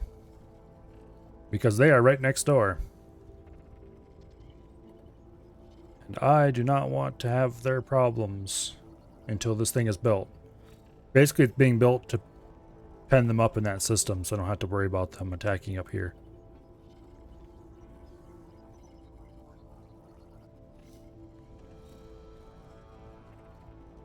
The idea is that if I pen them up and end the gate, then I can pull my navy out of this area and just let the split deal with whatever leaks through. This should take care of any Ks or whatever else that shows up. Also, we're going to get rammed by a Talati ship like right now. The Raptor? Oh yeah, it flies like a brick. Can't remember if I upgraded the engines on this one or not. I don't think I did. It just has the basic split engines.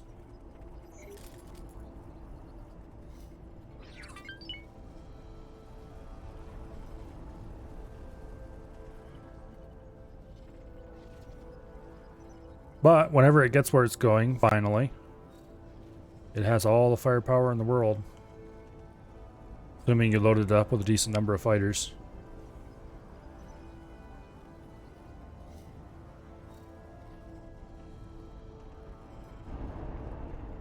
Okay, we're gonna park over the build storage, I think.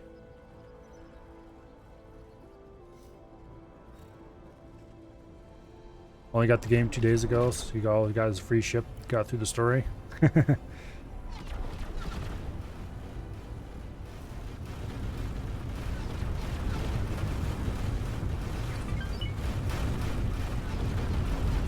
I'm not sure how long I've been playing. It's probably a month or two at this point.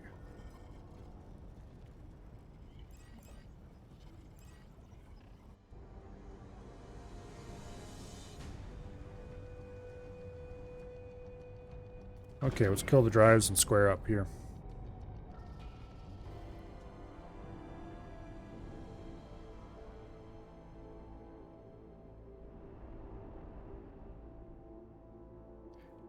Now, as long as we remove the movement orders from...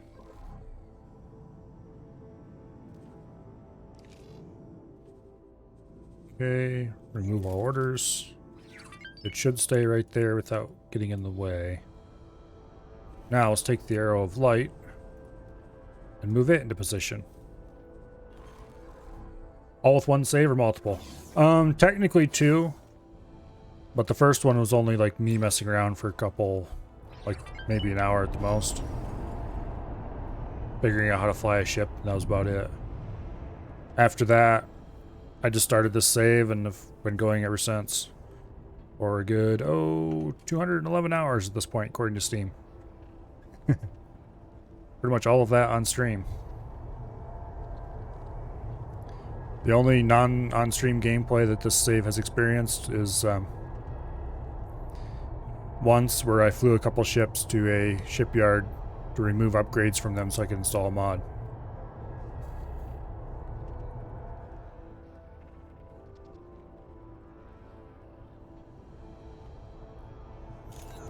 Yeah. I spent... Well, I don't remember even what start I chose the first time. And then I just flew around the loop. That was the Bob arriving, I think. Yep, that's Bob. Bob the Builder. Jumpgate, Arca's Cascade. Okay, we're gonna put the... we'll put the Viper on the other side.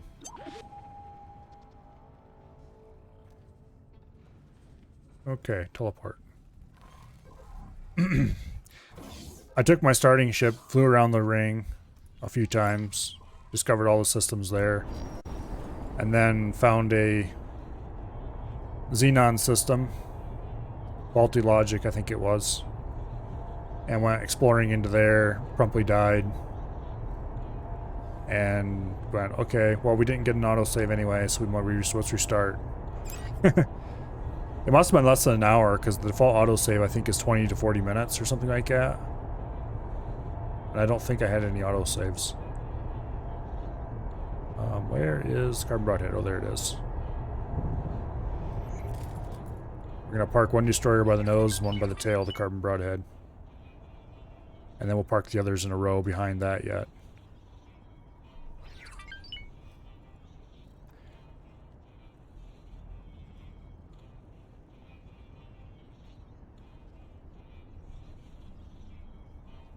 You have save time set to every 30 minutes. I have mine set to the absolute minimum, which is 10 to 20, I think.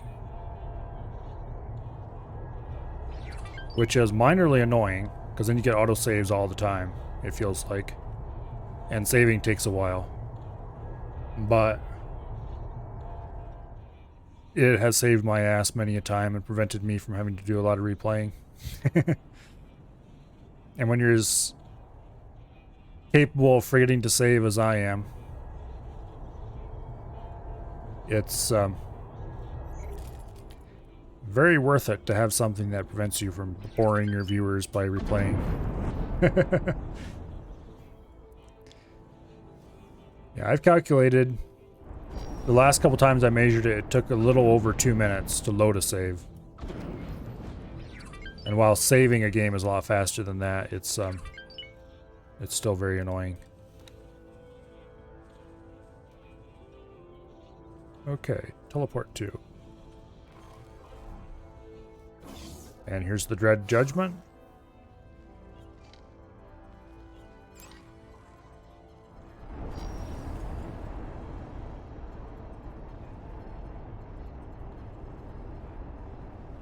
Disabling indexing on the save folders give you a few seconds faster.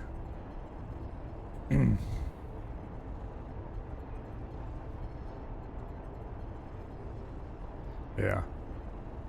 The actual process of reading and writing the saves should not take very long at all. Not on my system anyway. But, well, the last time we talked about saving times, I told a little story about profiling rubble and finding some interesting things that were causing it to take much longer than it should have to do the task it was supposed to do. I think I said then, and I'm going to say it again, I really, really think that somebody at Eaglesoft needs to run the save system through a profiler and find out what is actually taking the time and if it's something that can be routed around. Because it shouldn't take that much time to just dump the memory, contents of memory in a structured manner.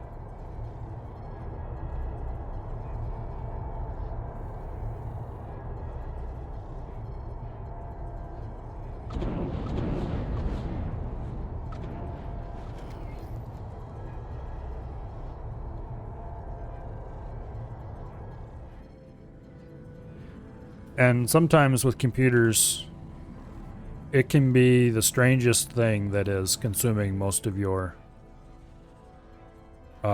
save time.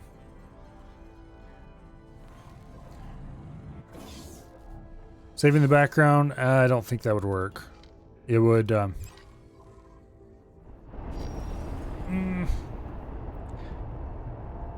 problem is it would be very hard to sync that properly.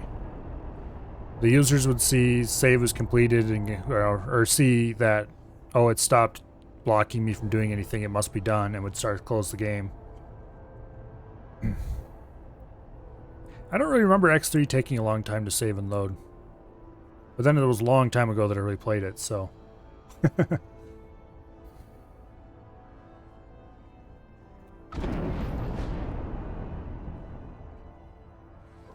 Okay, and then we're gonna put the dragon over on the other side.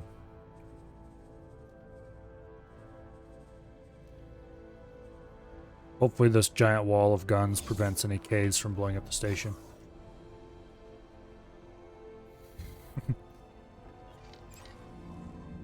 Yeah, I just think that there's probably some little bit of code that takes way longer than its developer ever thought it would.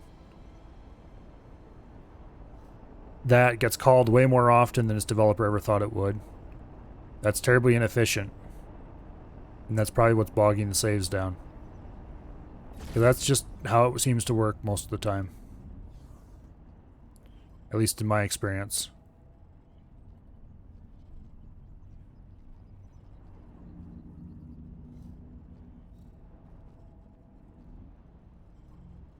Because, yeah. Sometimes things that it's like, oh, that doesn't take much time at all.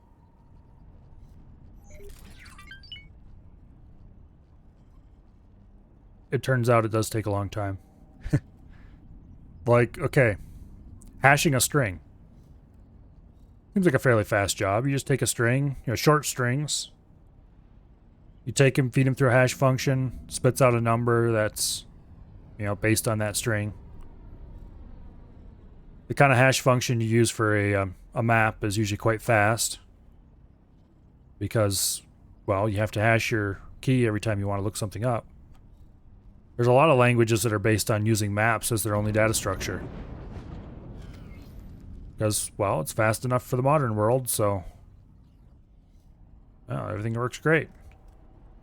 Well, I've had programs where I had a program specifically that it was taking about 13 seconds to do a run of the tool. It was a batch processing tool of some kind. And it was consistently about 13 seconds, you know, which is good, because it means that obviously there's no weird non-deterministic behavior going on. But it was taking a good solid 13 seconds per run, and that was considering I would make a little change and I'd run the tool to see what the output looked like, and then I'd go, oh crap, this is screwed up slightly, and make a little tiny change and run the tool again. It was really annoying. So finally I ran it through a profiler. And it turned out hash map lookups were like 90% of the computer runtime. You know, 90% of the runtime was just running hashing strings. So I wrote a little bit of code so that it would hash the strings once and then cache the result.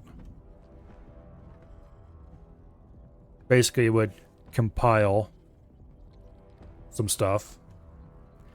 It would store everything in arrays instead of in hash maps, and then it would use hash maps to look up the indexes of the arrays and store the indexes once as a single step. And that took the runtime from 13 seconds to less than 1.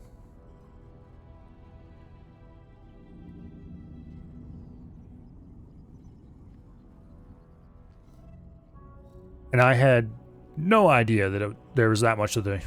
It was... Never would have crossed my mind that that would be a performance problem. But it was. And a pretty big one, too. So, yeah, I think somebody just needs to learn to love their profiler. It could be there's no room to shave off any, but I really doubt it. There shouldn't be that much calculating going on. It should be a matter of just reading the save file from the disk, parsing, transforming, writing it back out into the game's data structures.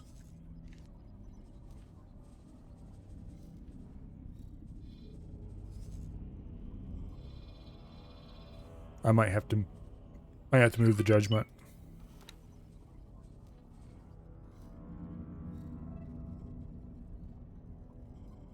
Oh, we need Claytronics now. We actually have hull parts coming in. That's good.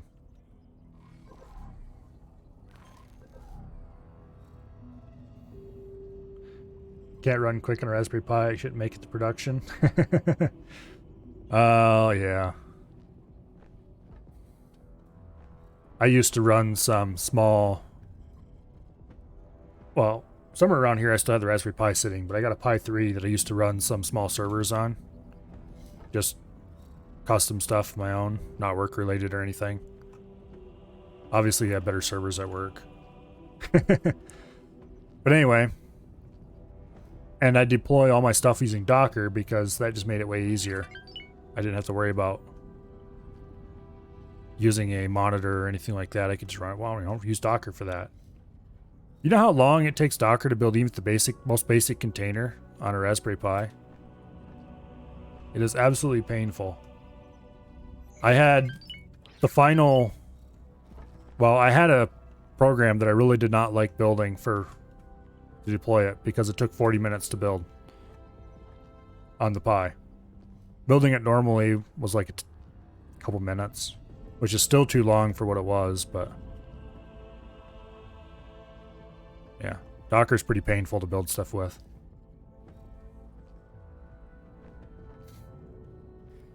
But 40 minutes to build a small basic web server is just kind of the purest pain. Nowadays I run that stuff off of a VPS and it builds much faster when I have to build it. Oh, let's go back to our fighter and go exploring a little bit. Where did I leave my fighter? There it is. Teleport too. I should... Oh, I was definitely running it on Linux. Even on Linux, it's slow for builds. I'm not sure why it's so slow on builds, but it's very slow on builds.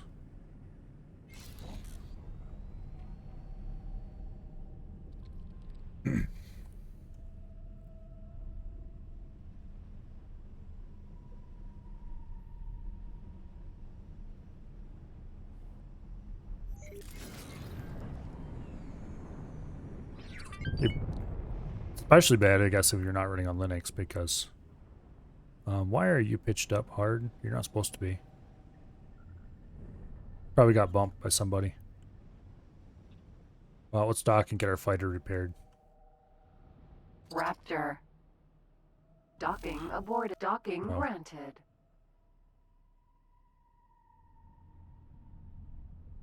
The company doesn't use Docker, have to remote desktop into their AWS. Successfully docked. Yeah, thankfully we don't have to worry about anything of that or anything like that around here.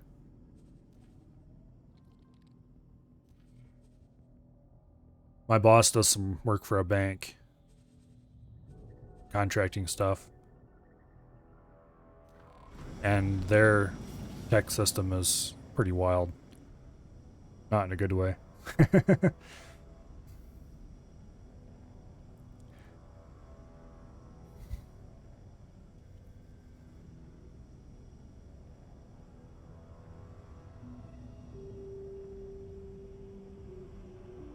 I've said it for years that bank IT is a pretty exciting WTF in a lot of ways.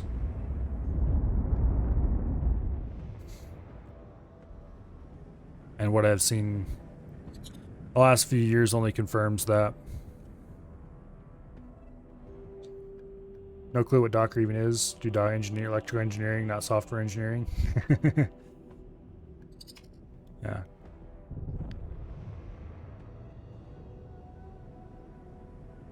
Basically, Docker is a lightweight way to do things that are sort of like a VM, but not quite. It's extremely useful software, let's put it that way. It's not the only way to do it, but it was one of the most popular ones. And today still is in some ways.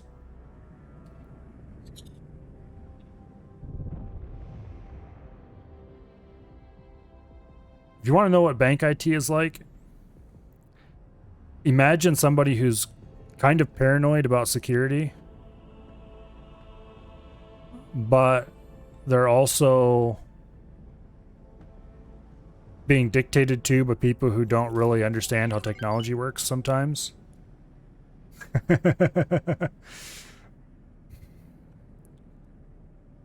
And they, on top of that, they have massive piles of ancient code from days past that they can't get rid of because it's too valuable and too critical to their business to get rid of.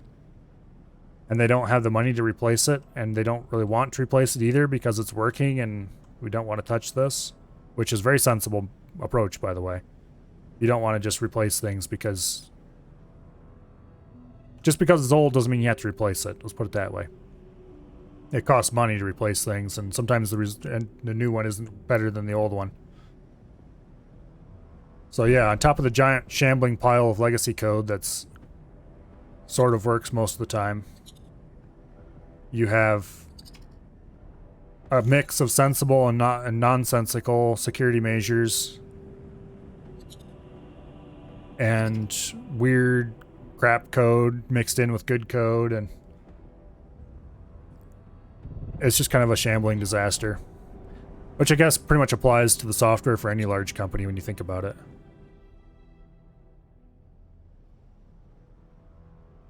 Anything large enough to be called an institution probably has bad IT.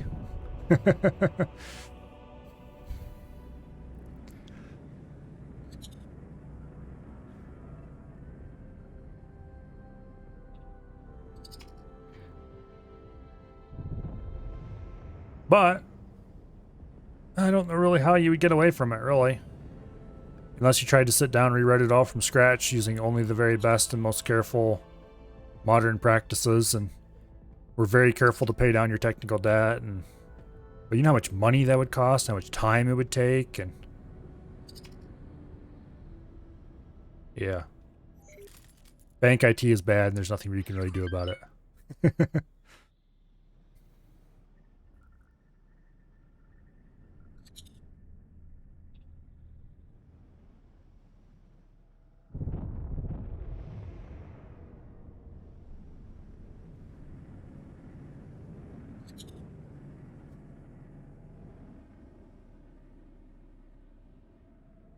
Anyway, all parked here, neat lines. Well, neat lines.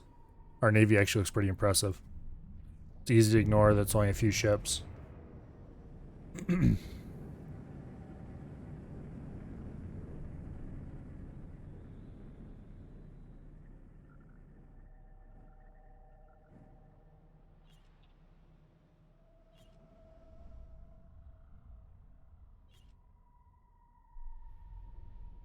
What's going on right now with electrical engineering is the power grid needs a significant upgrade to be able to handle all the houses that actually deliver power instead of taking it.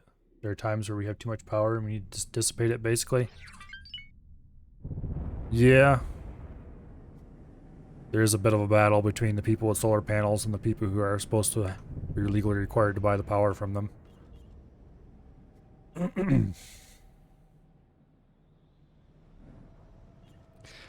For the good old days when only a few people had solar panels and grid-tied systems were a reasonable thing to do.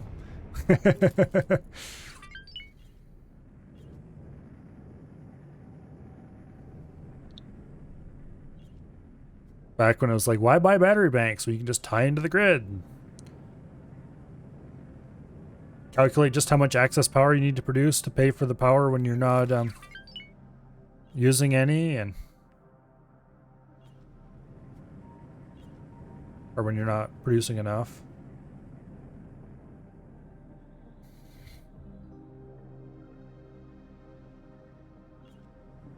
The problem with that is it's really hard to store power. And stuff like pumped hydro is really inefficient.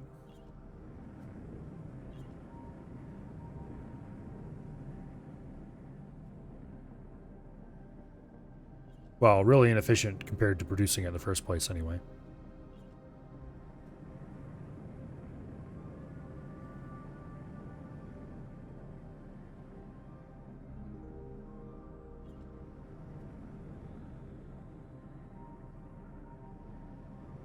Yeah. Wouldn't lead acid be pretty much one of the better choices available for large storage batteries?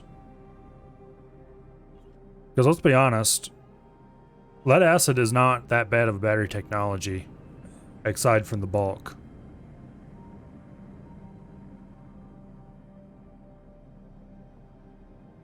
It doesn't have the problems that lithium would have with long-term, what do you gonna call it, degradation.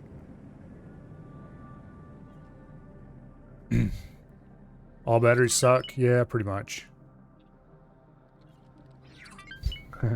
None are nearly as nasty as lithium. If it catches fire, you have to re-extinguish that fire for weeks.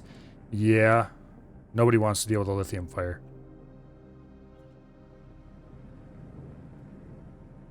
Not to mention that lithium batteries are not the cheapest things in the world to produce.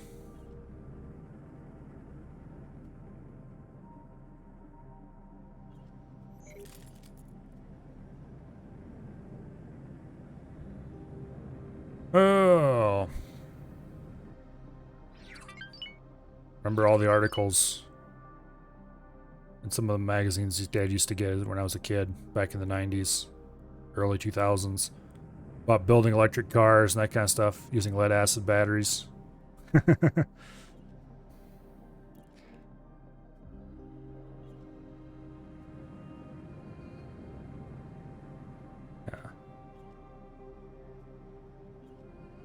From what I understand, lithium itself isn't that uncommon.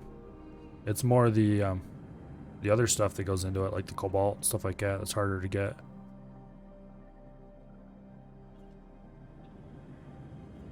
Which is why, like, lithium iron batteries are a lot cheaper than the lithium or lithium ion.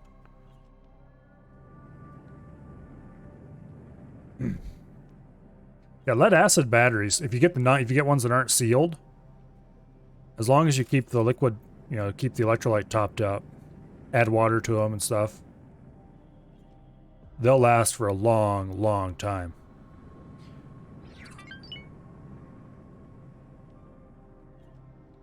And while they are a bit inefficient, they're not that inefficient. As long as good deep cycle batteries are actually a really good choice for backing up a solar. If you have like home solar panels.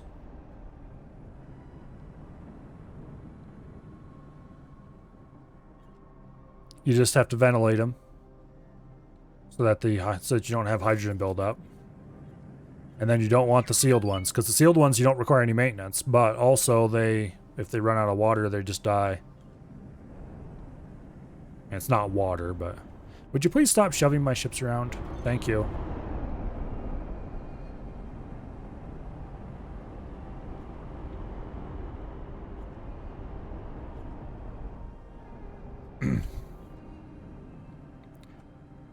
Yeah, it's not like you're using a car battery for it or whatever. It's different. Car batteries are much, not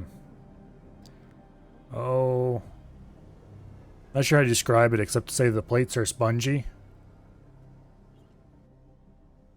They have much more surface area than the plates on, say, a deep cycle battery does. They're designed to put out large amounts of current for a short period of time, whereas a deep cycle battery is designed to put out moderate current for a long time. And they're much less stress on the battery plates and that kind of stuff.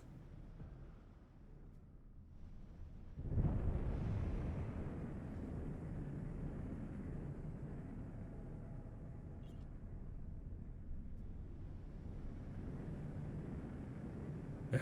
My cell phone is an S8, which I'm not sure what year the S8 came out. And I usually have to charge it about twice a day. Roughly, depending how much I use. If I'm sitting there, like, actively using it, you know, reading a book or something on it, you can basically see the battery go down. Of course, that poor cell phone was used hard and put up wet, so to speak. Because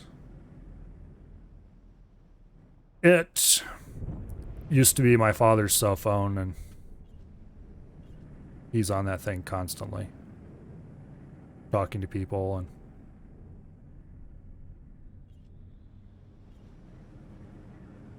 yeah, I wish there was better battery management built into cell phones, but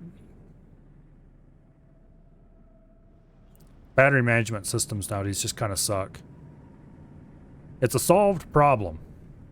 It's not hard to make a good battery management system that properly manages the lithium battery and make it last for as long as it can last. But nobody seems interested in doing it except maybe Tesla. They're actually doing a pretty good job with their battery management. Obviously, they're going a lot farther than what you could on a cell phone with like temperature management and all that kind of stuff. But consumer electronic devices should do a better job of managing charge levels and that kind of thing.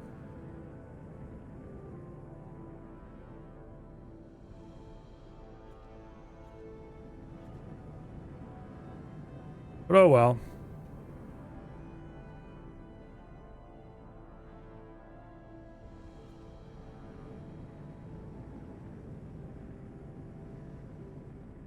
Not like I'll be able to change anything by complaining about it.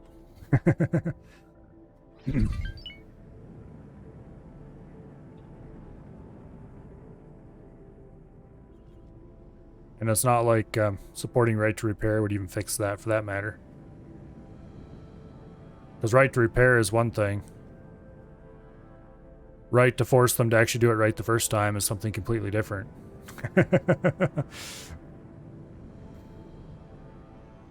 Last smartphone people had to have batteries and cell phones, the LG V20. I used to have that phone, but no one is selling batteries for it anymore. You might be able to do a battery swap for just a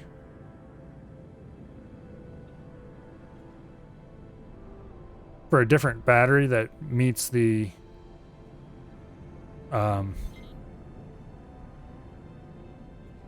I'm not sure how to describe it. A new battery that is close enough to the old one, basically, that it can still work in the device.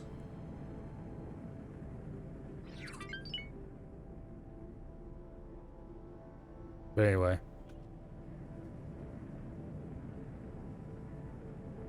I'm not sure why I'm flying this circuit. It's just kind of fun.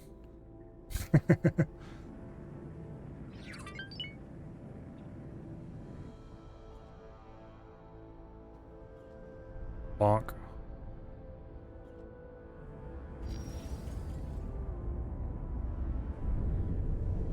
Whoa, whoa, whoa, whoa, whoa, whoa. The captain of the Carbon Broadhead probably wants to fire me at this point. Unfortunately, I'm his employer, not the other way around.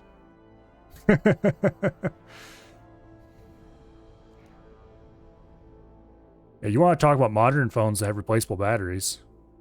Have you ever heard of the Pine phone? LG still sells V20 batteries on their website for $30? Okay. Well, there you go then.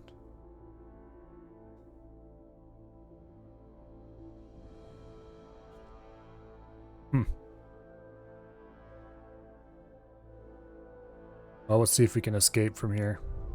Let me out. Ah, we got out. Okay, cool.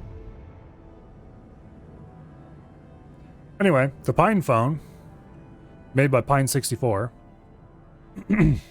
Unfortunately, while it does have things like replaceable batteries and other fun features like that, it is not Android and it is not iOS. It's a Linux phone.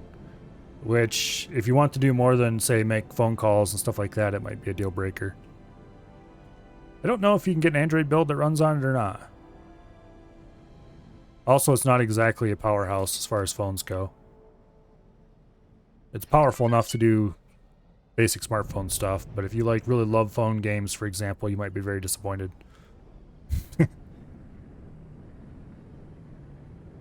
But for the kind of people who get very excited about open hardware and being able to install whatever software they want. Why do I keep doing this? Probably because I'm bad. Oh well.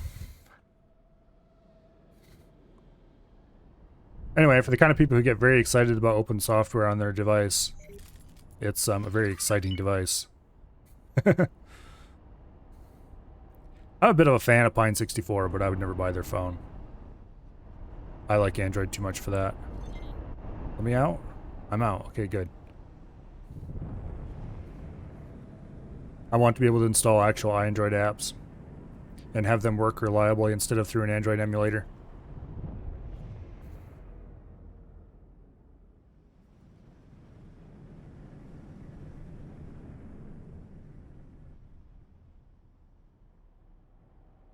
Yeah, I'm not sure if you can get like semantics or whatever for Pine's devices. Some of them you can, but I'm not sure if that applies to all of them or not. Probably or not. Oh, hello. That looks like a K to me.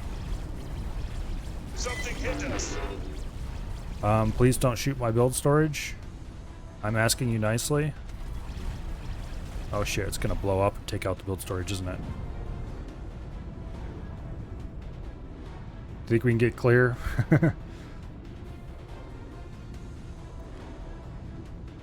Like, my watch is a Pine Time from them.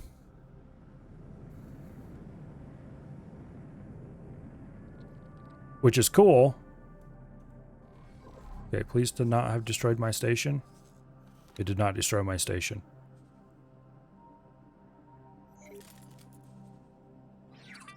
Anyway.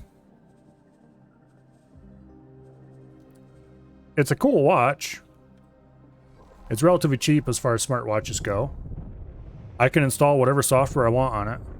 I could write my own software and flash it to it if I wanted. So that's cool. But realistically, this would be a very bad idea for, say, my sister. It's a fine idea for me because I'm fully capable of dealing with janky software. Thank you very much. But this thing is very definitely janky software. It's got some real fun issues. For example, it doesn't account for the battery curve at all. So by the time the battery hits 40%, you better have it on a charger. It's going to be dead very soon. And it's got a few other issues like that. If you turn on raise to wake, it's way too sensitive. And it's not a product ready for the general public. Let's put it that way. But it is cool. It is kind of fun. Very limited, but... Oh, and thank you for the follow, Mystery. You're awesome.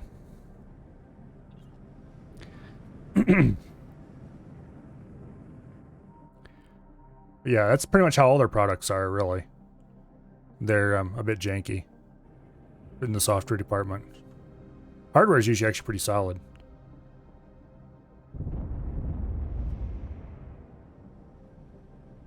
What time is it anyway? 10 o'clock? Yeah, we're not going to be going much longer. I'm tired. Despite taking a nap today, I'm still tired. Oh, well. We should check to see what the haul parts are doing nearby. Specifically, how many haul parts we have available at the scrappy station.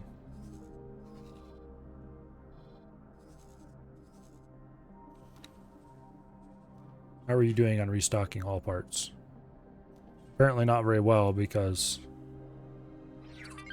Oh, we're almost there.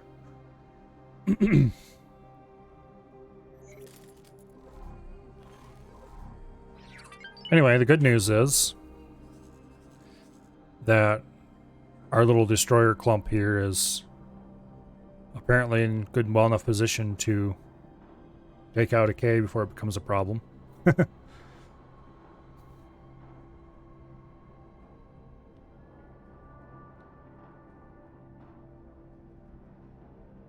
Once this here,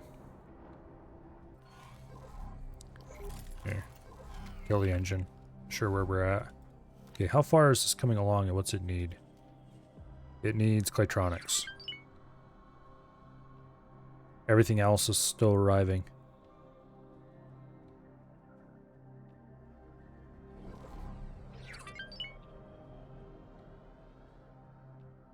Okay.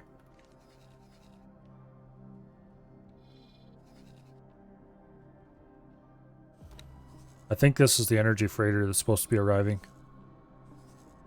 Actually, wait a second. Do we have the build thing blocked? Doesn't look blocked. Aaron, Sentinel.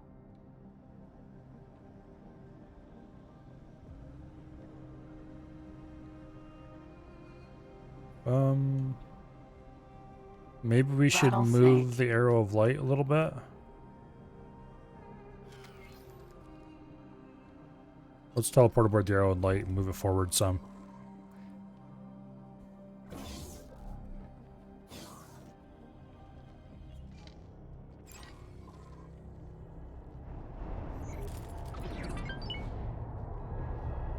Yeah, let's get this a little bit more clear.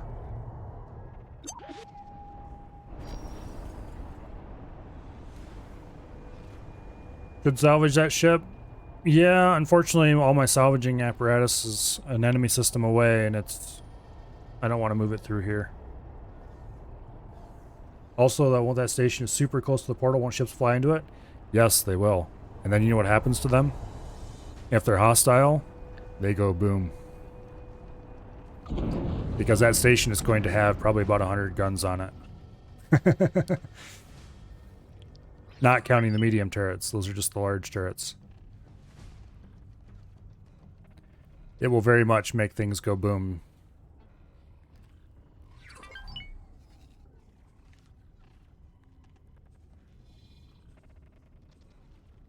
Okay, let's teleport back to my fighter and see how that looks. Maria. Hello.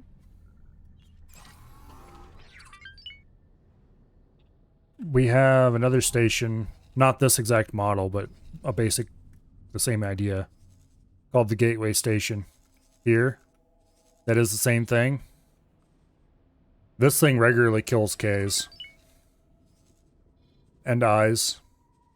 I think it's only killed like one eye though. But it takes basically no damage every time that does it. One time I came through here under full travel drive. They're coming from the other way. I smacked right dead center in the middle of the station. Bounced off and went back through the portal.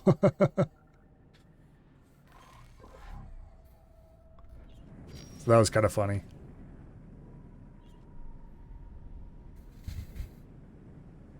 But yeah, it is super close. And that is largely by design. It means that they can't escape. There is no escape for the Xenon. I'm not sure how many guns the station's going to have when it's done. I don't remember. It is built to the same basic plan as the pointy stick. Which, how many guns does the pointy stick have? Okay, it only has 48 guns. Alright. Do you get bounty rewards for stations kill them? No, I don't. It only happens if you kill them yourself, I think. However, what I do get is no Xenon going through this and infesting the nearby systems. And that's worth it to me. I want to keep them penned up in these two systems so that I can use this as harvestable scrap resources, basically. I would prefer, of course, if they went down through this gate where I can actually scrap them. But, yeah. Ignore these Ks. They're ghost Ks. AKA, they're bugged. Oh, there's a Tokyo. We're kind of low on scrap at the moment, actually. There's not that many Hulks in the area. There's some, so apparently we're still getting customers.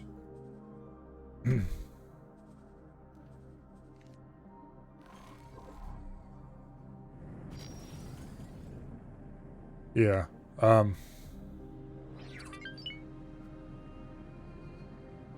I've got a scrap compactor in Activa's Choice that's ordered to just clean up whatever big ships appear. Sometimes if it gets interrupted for some reason and has to stop processing a ship, or a station for that matter, you'll get a ghost wreck, which will never despawn and cannot be scrapped. So I have like 2 or is it 3 Ks and 2 stations in that system that are just stuck forever. Got a defense platform up here, solar plant here, and 2 Ks over here.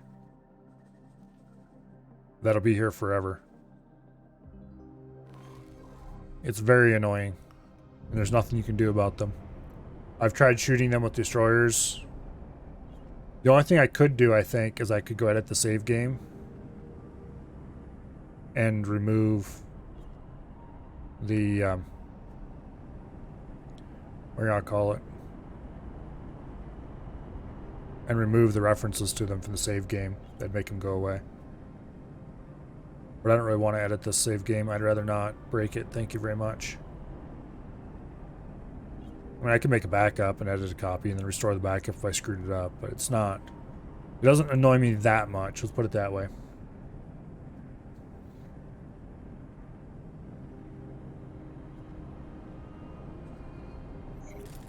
Typical EagleSoft bug. Amazing, some stuff never changed in all this time. Yeah. It was reported on the forum. But I'm going to assume it probably never gets fixed. Wouldn't even be surprised if this game is in the same engine. I'm pretty sure it's in whatever engine they worked up for X Rebirth. But I'm not actually sure about that.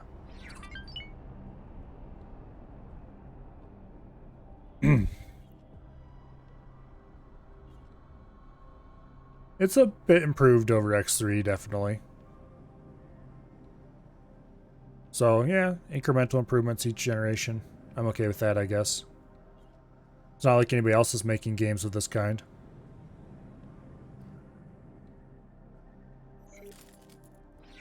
I'm kind of curious what it would look like if somebody else made a game like this, though.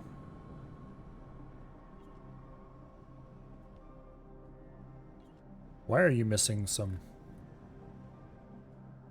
Oh, you still got damage from the K, I see. You lost a turret in that? M.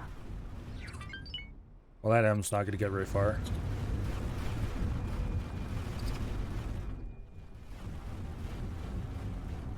Boom. 17 employees? That's all? Okay. They got a good amount of work done, that's for sure.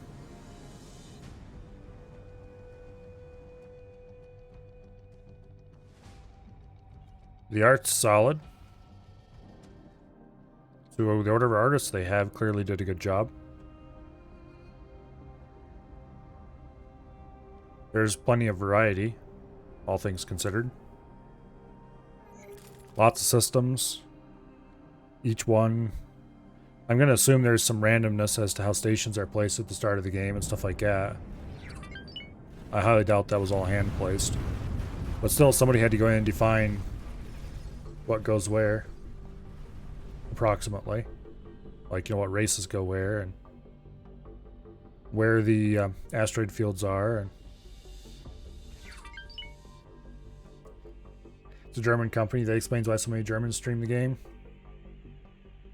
It could be.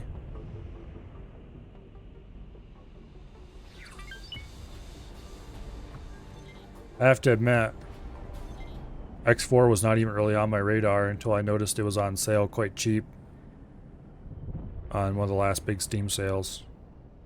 I don't remember even which one it is now. And I was like, yeah, you know, I really liked X3. I should probably go ahead and get X4. I had been eyeing it for a while, thinking about picking it up, and I picked it up, and it's like, oh, okay, hey, this is great. Let's stream it. And the rest is history.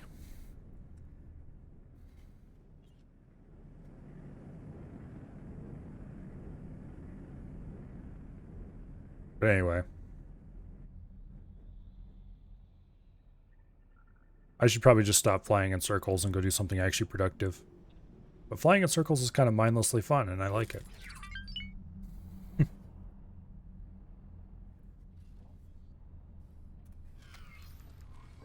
How is station production going here? Have they actually started building yet? The energy cells still have not been delivered. Why not?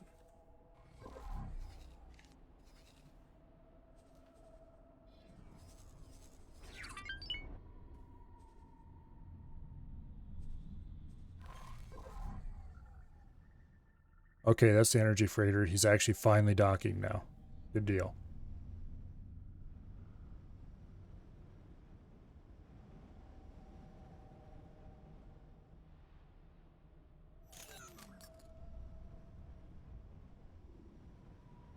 It probably doesn't help that we have a giant cluster of large ships parked all around this place. Had a ton of fun in X3, went over to X Rebirth, realized it wasn't as fun. Stopped looking into the X games till Milo showed you the light matter and playing it now. X4 is definitely more fun than X Rebirth. A lot of people are like, oh, X Rebirth isn't... Hey, you. Did you... Container. Bang into my Claytronics? Container. Shuyaku. Vanguard. Dude. Well, it might have been from gunfire, I guess. But, dude. My build storage. Get away from it. We're gonna have to deal with this, aren't we? Stop shooting the build storage constantly. Please don't shoot the build storage. Not the build storage.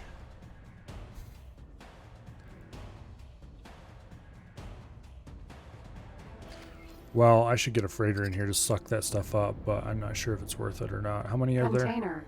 380. Container. 300. Container. 300. Okay, it's probably worth it to get a freighter here to pick this up. On second thought, how much cargo can the Viper carry? Yeah, Rebirth was not fun. I didn't like it.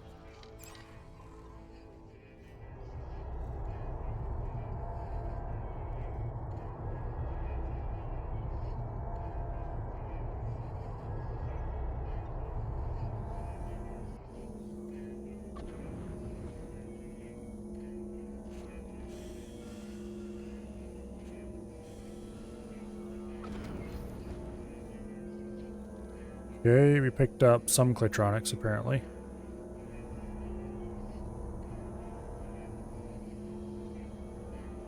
Did hear it got patched though a lot. Yeah, apparently the patches, quote, improved, end quote, it quite a bit. However, for me, you couldn't improve that game. Because what I really enjoy about the X games is the ability to take any ship I want and go fly it. And when I found out you were restricted to one ship in Rebirth, that pretty much just killed it right there. I had no interest in it after that. I did play it through pretty much all the story. And it wasn't good. I didn't enjoy it at all. Phoenix, Vanguard. How do you dock at a build storage anyway?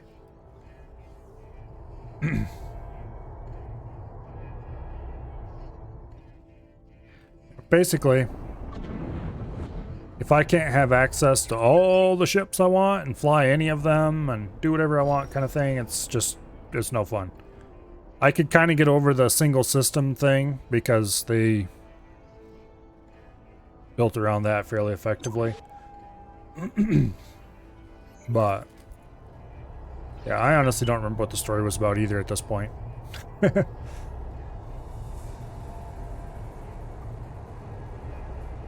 It was kind of cool that it did have a story, as opposed to just kind of random collection of missions that sort of make a story, like the other X games did.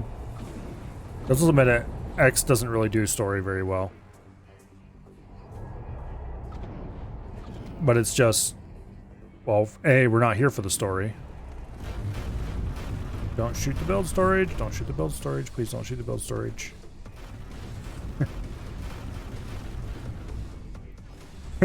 Be like, lady, I'm docked at the station. Go get your ship and help me fight.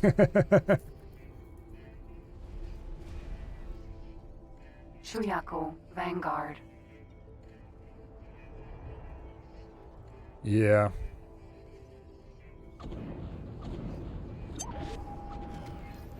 Don't shoot the build storage. Stop. No. No. No. My build storage. Okay.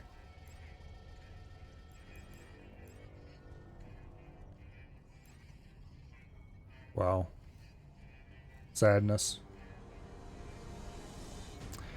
We probably shouldn't hang around in this system anymore. Because let's face it, they're going to keep shooting that build storage as long as I'm here. And as long as I'm not here, the out-of-sector simulation should hopefully take care of that problem.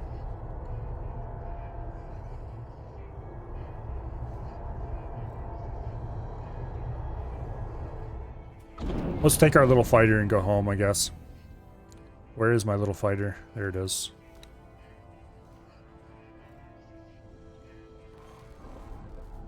Morea. Out of my seat, please. Hello there.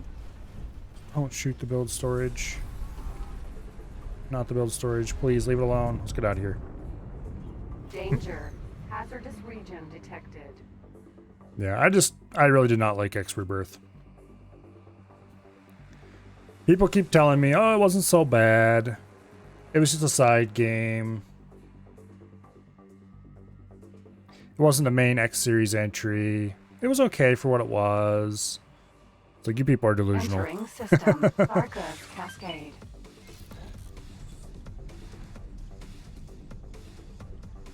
Should also play Elite Dangerous again sometime. I've never played Elite Dangerous. I'm not sure if I'd like it or not. Some part of me is inclined to believe I would, but also I don't really have the time to play an MMO kind of thing.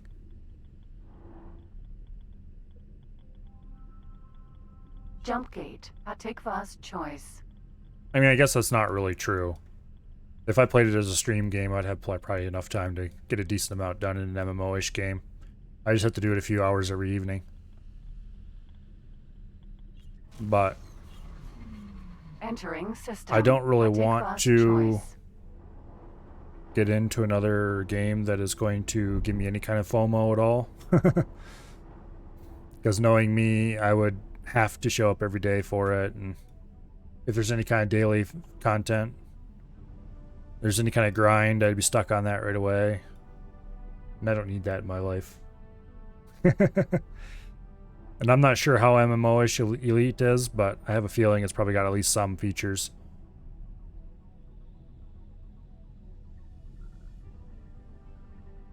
I like single-player games.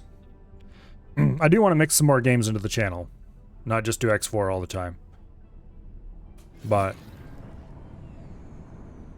I just haven't decided what yet.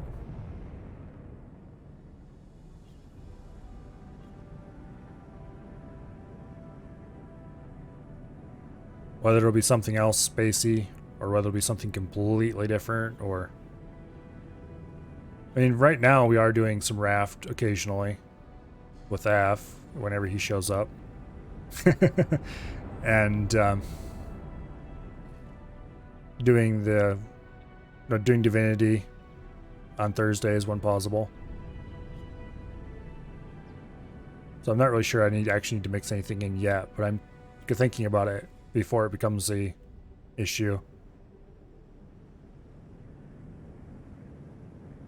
I'm not sure what old game I'm going to do after Divinity's done.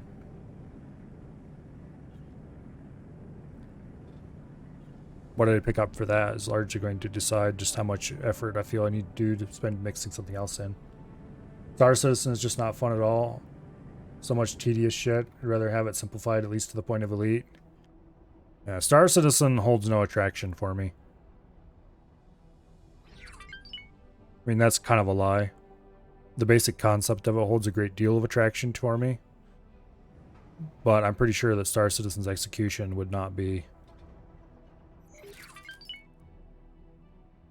Yeah.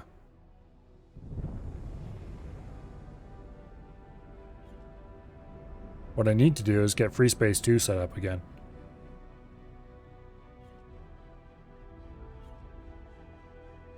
Because while I don't think Free Space 2 would really have that much content as far as longevity,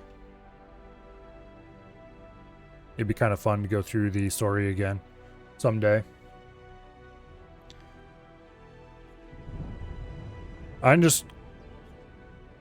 Personally, I'm just going to pretend that Star Citizen doesn't exist. Free Space is an old space shooter that was open sourced some years ago and then spruced up quite a bit by the community. It's quite good. When it comes to mission-based space fighter simulation, it's hard to get much better than Free Space in a lot of ways. Free Space 2 in particular. It does the campaigns. If you lose ships, they're gone for the campaign. So if you do very badly at the beginning of the campaign, you might just not be able to finish it because you don't have enough resources left. It's a thing that can happen. And if you take damage, you might just be stuck with that damage depending on how the mission chain works. The flying is very good, or at least it was when I tried it last time. Past me thought it was very tight.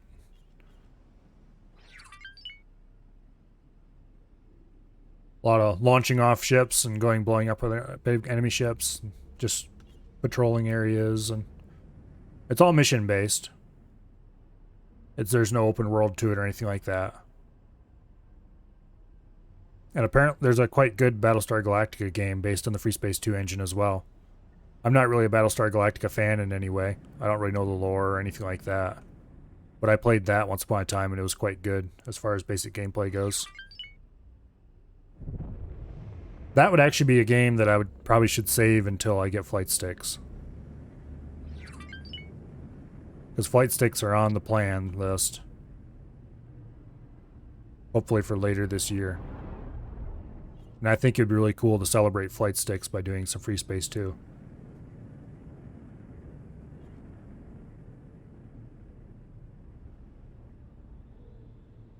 But anyway,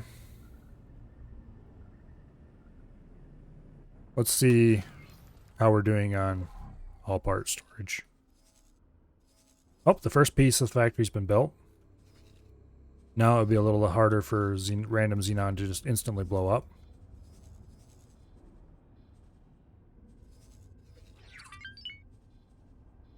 We can probably pull our fleet out of there. Well, we definitely can pull our fleet out of there next stream. Why did I choose build ships? That's not at all what I was interested in. Plan builds. Okay, energy cells, pretty stocked up on that. Scrap metal is going down slowly. All parts is almost above the green line. Electronics is definitely above the green line. We're still low on workforce, but that's because we don't have the housing room for them. Okay. We'll probably be able to start large ship production up again properly next stream. We have a good bit of money waiting for us as well. I should probably siphon that out of there. Here you don't need like hardly any of that. How's the money printer doing? Money printer is printing money. Slowly. But it is printing money. Silicon. We are a bit low on. But it is actually higher than it has been for a long time, so it's doing okay. Advanced electronics, we're higher than we've been in quite a while. We'll probably get somebody passed to buy some of that soon. Alright. And I'm not even going to look at Green Acres. Well, okay, I will look at Green Acres. I can tell you exactly what it is, though. Full up on everything. Full up on everything. This station is way overbuilt for what my needs, and the locals apparently don't need food or medical supplies either. And on that note, I'm probably going to go ahead and end the stream here. We finished up blowing things up over here. Did a little bit of exploring. Started the first of what are eventually going to be 2 defensive stations. One of which is going here. The other of which is going to go over here. That should keep the split nice and safe. Yeah. Next stream, we'll finish this station. We will probably start producing some more large ships, probably for sale. Maybe 1 or 2 to keep. And then we'll maybe, hopefully, start this station. But anyway, I will see you guys tomorrow at the regular time for a weekday stream.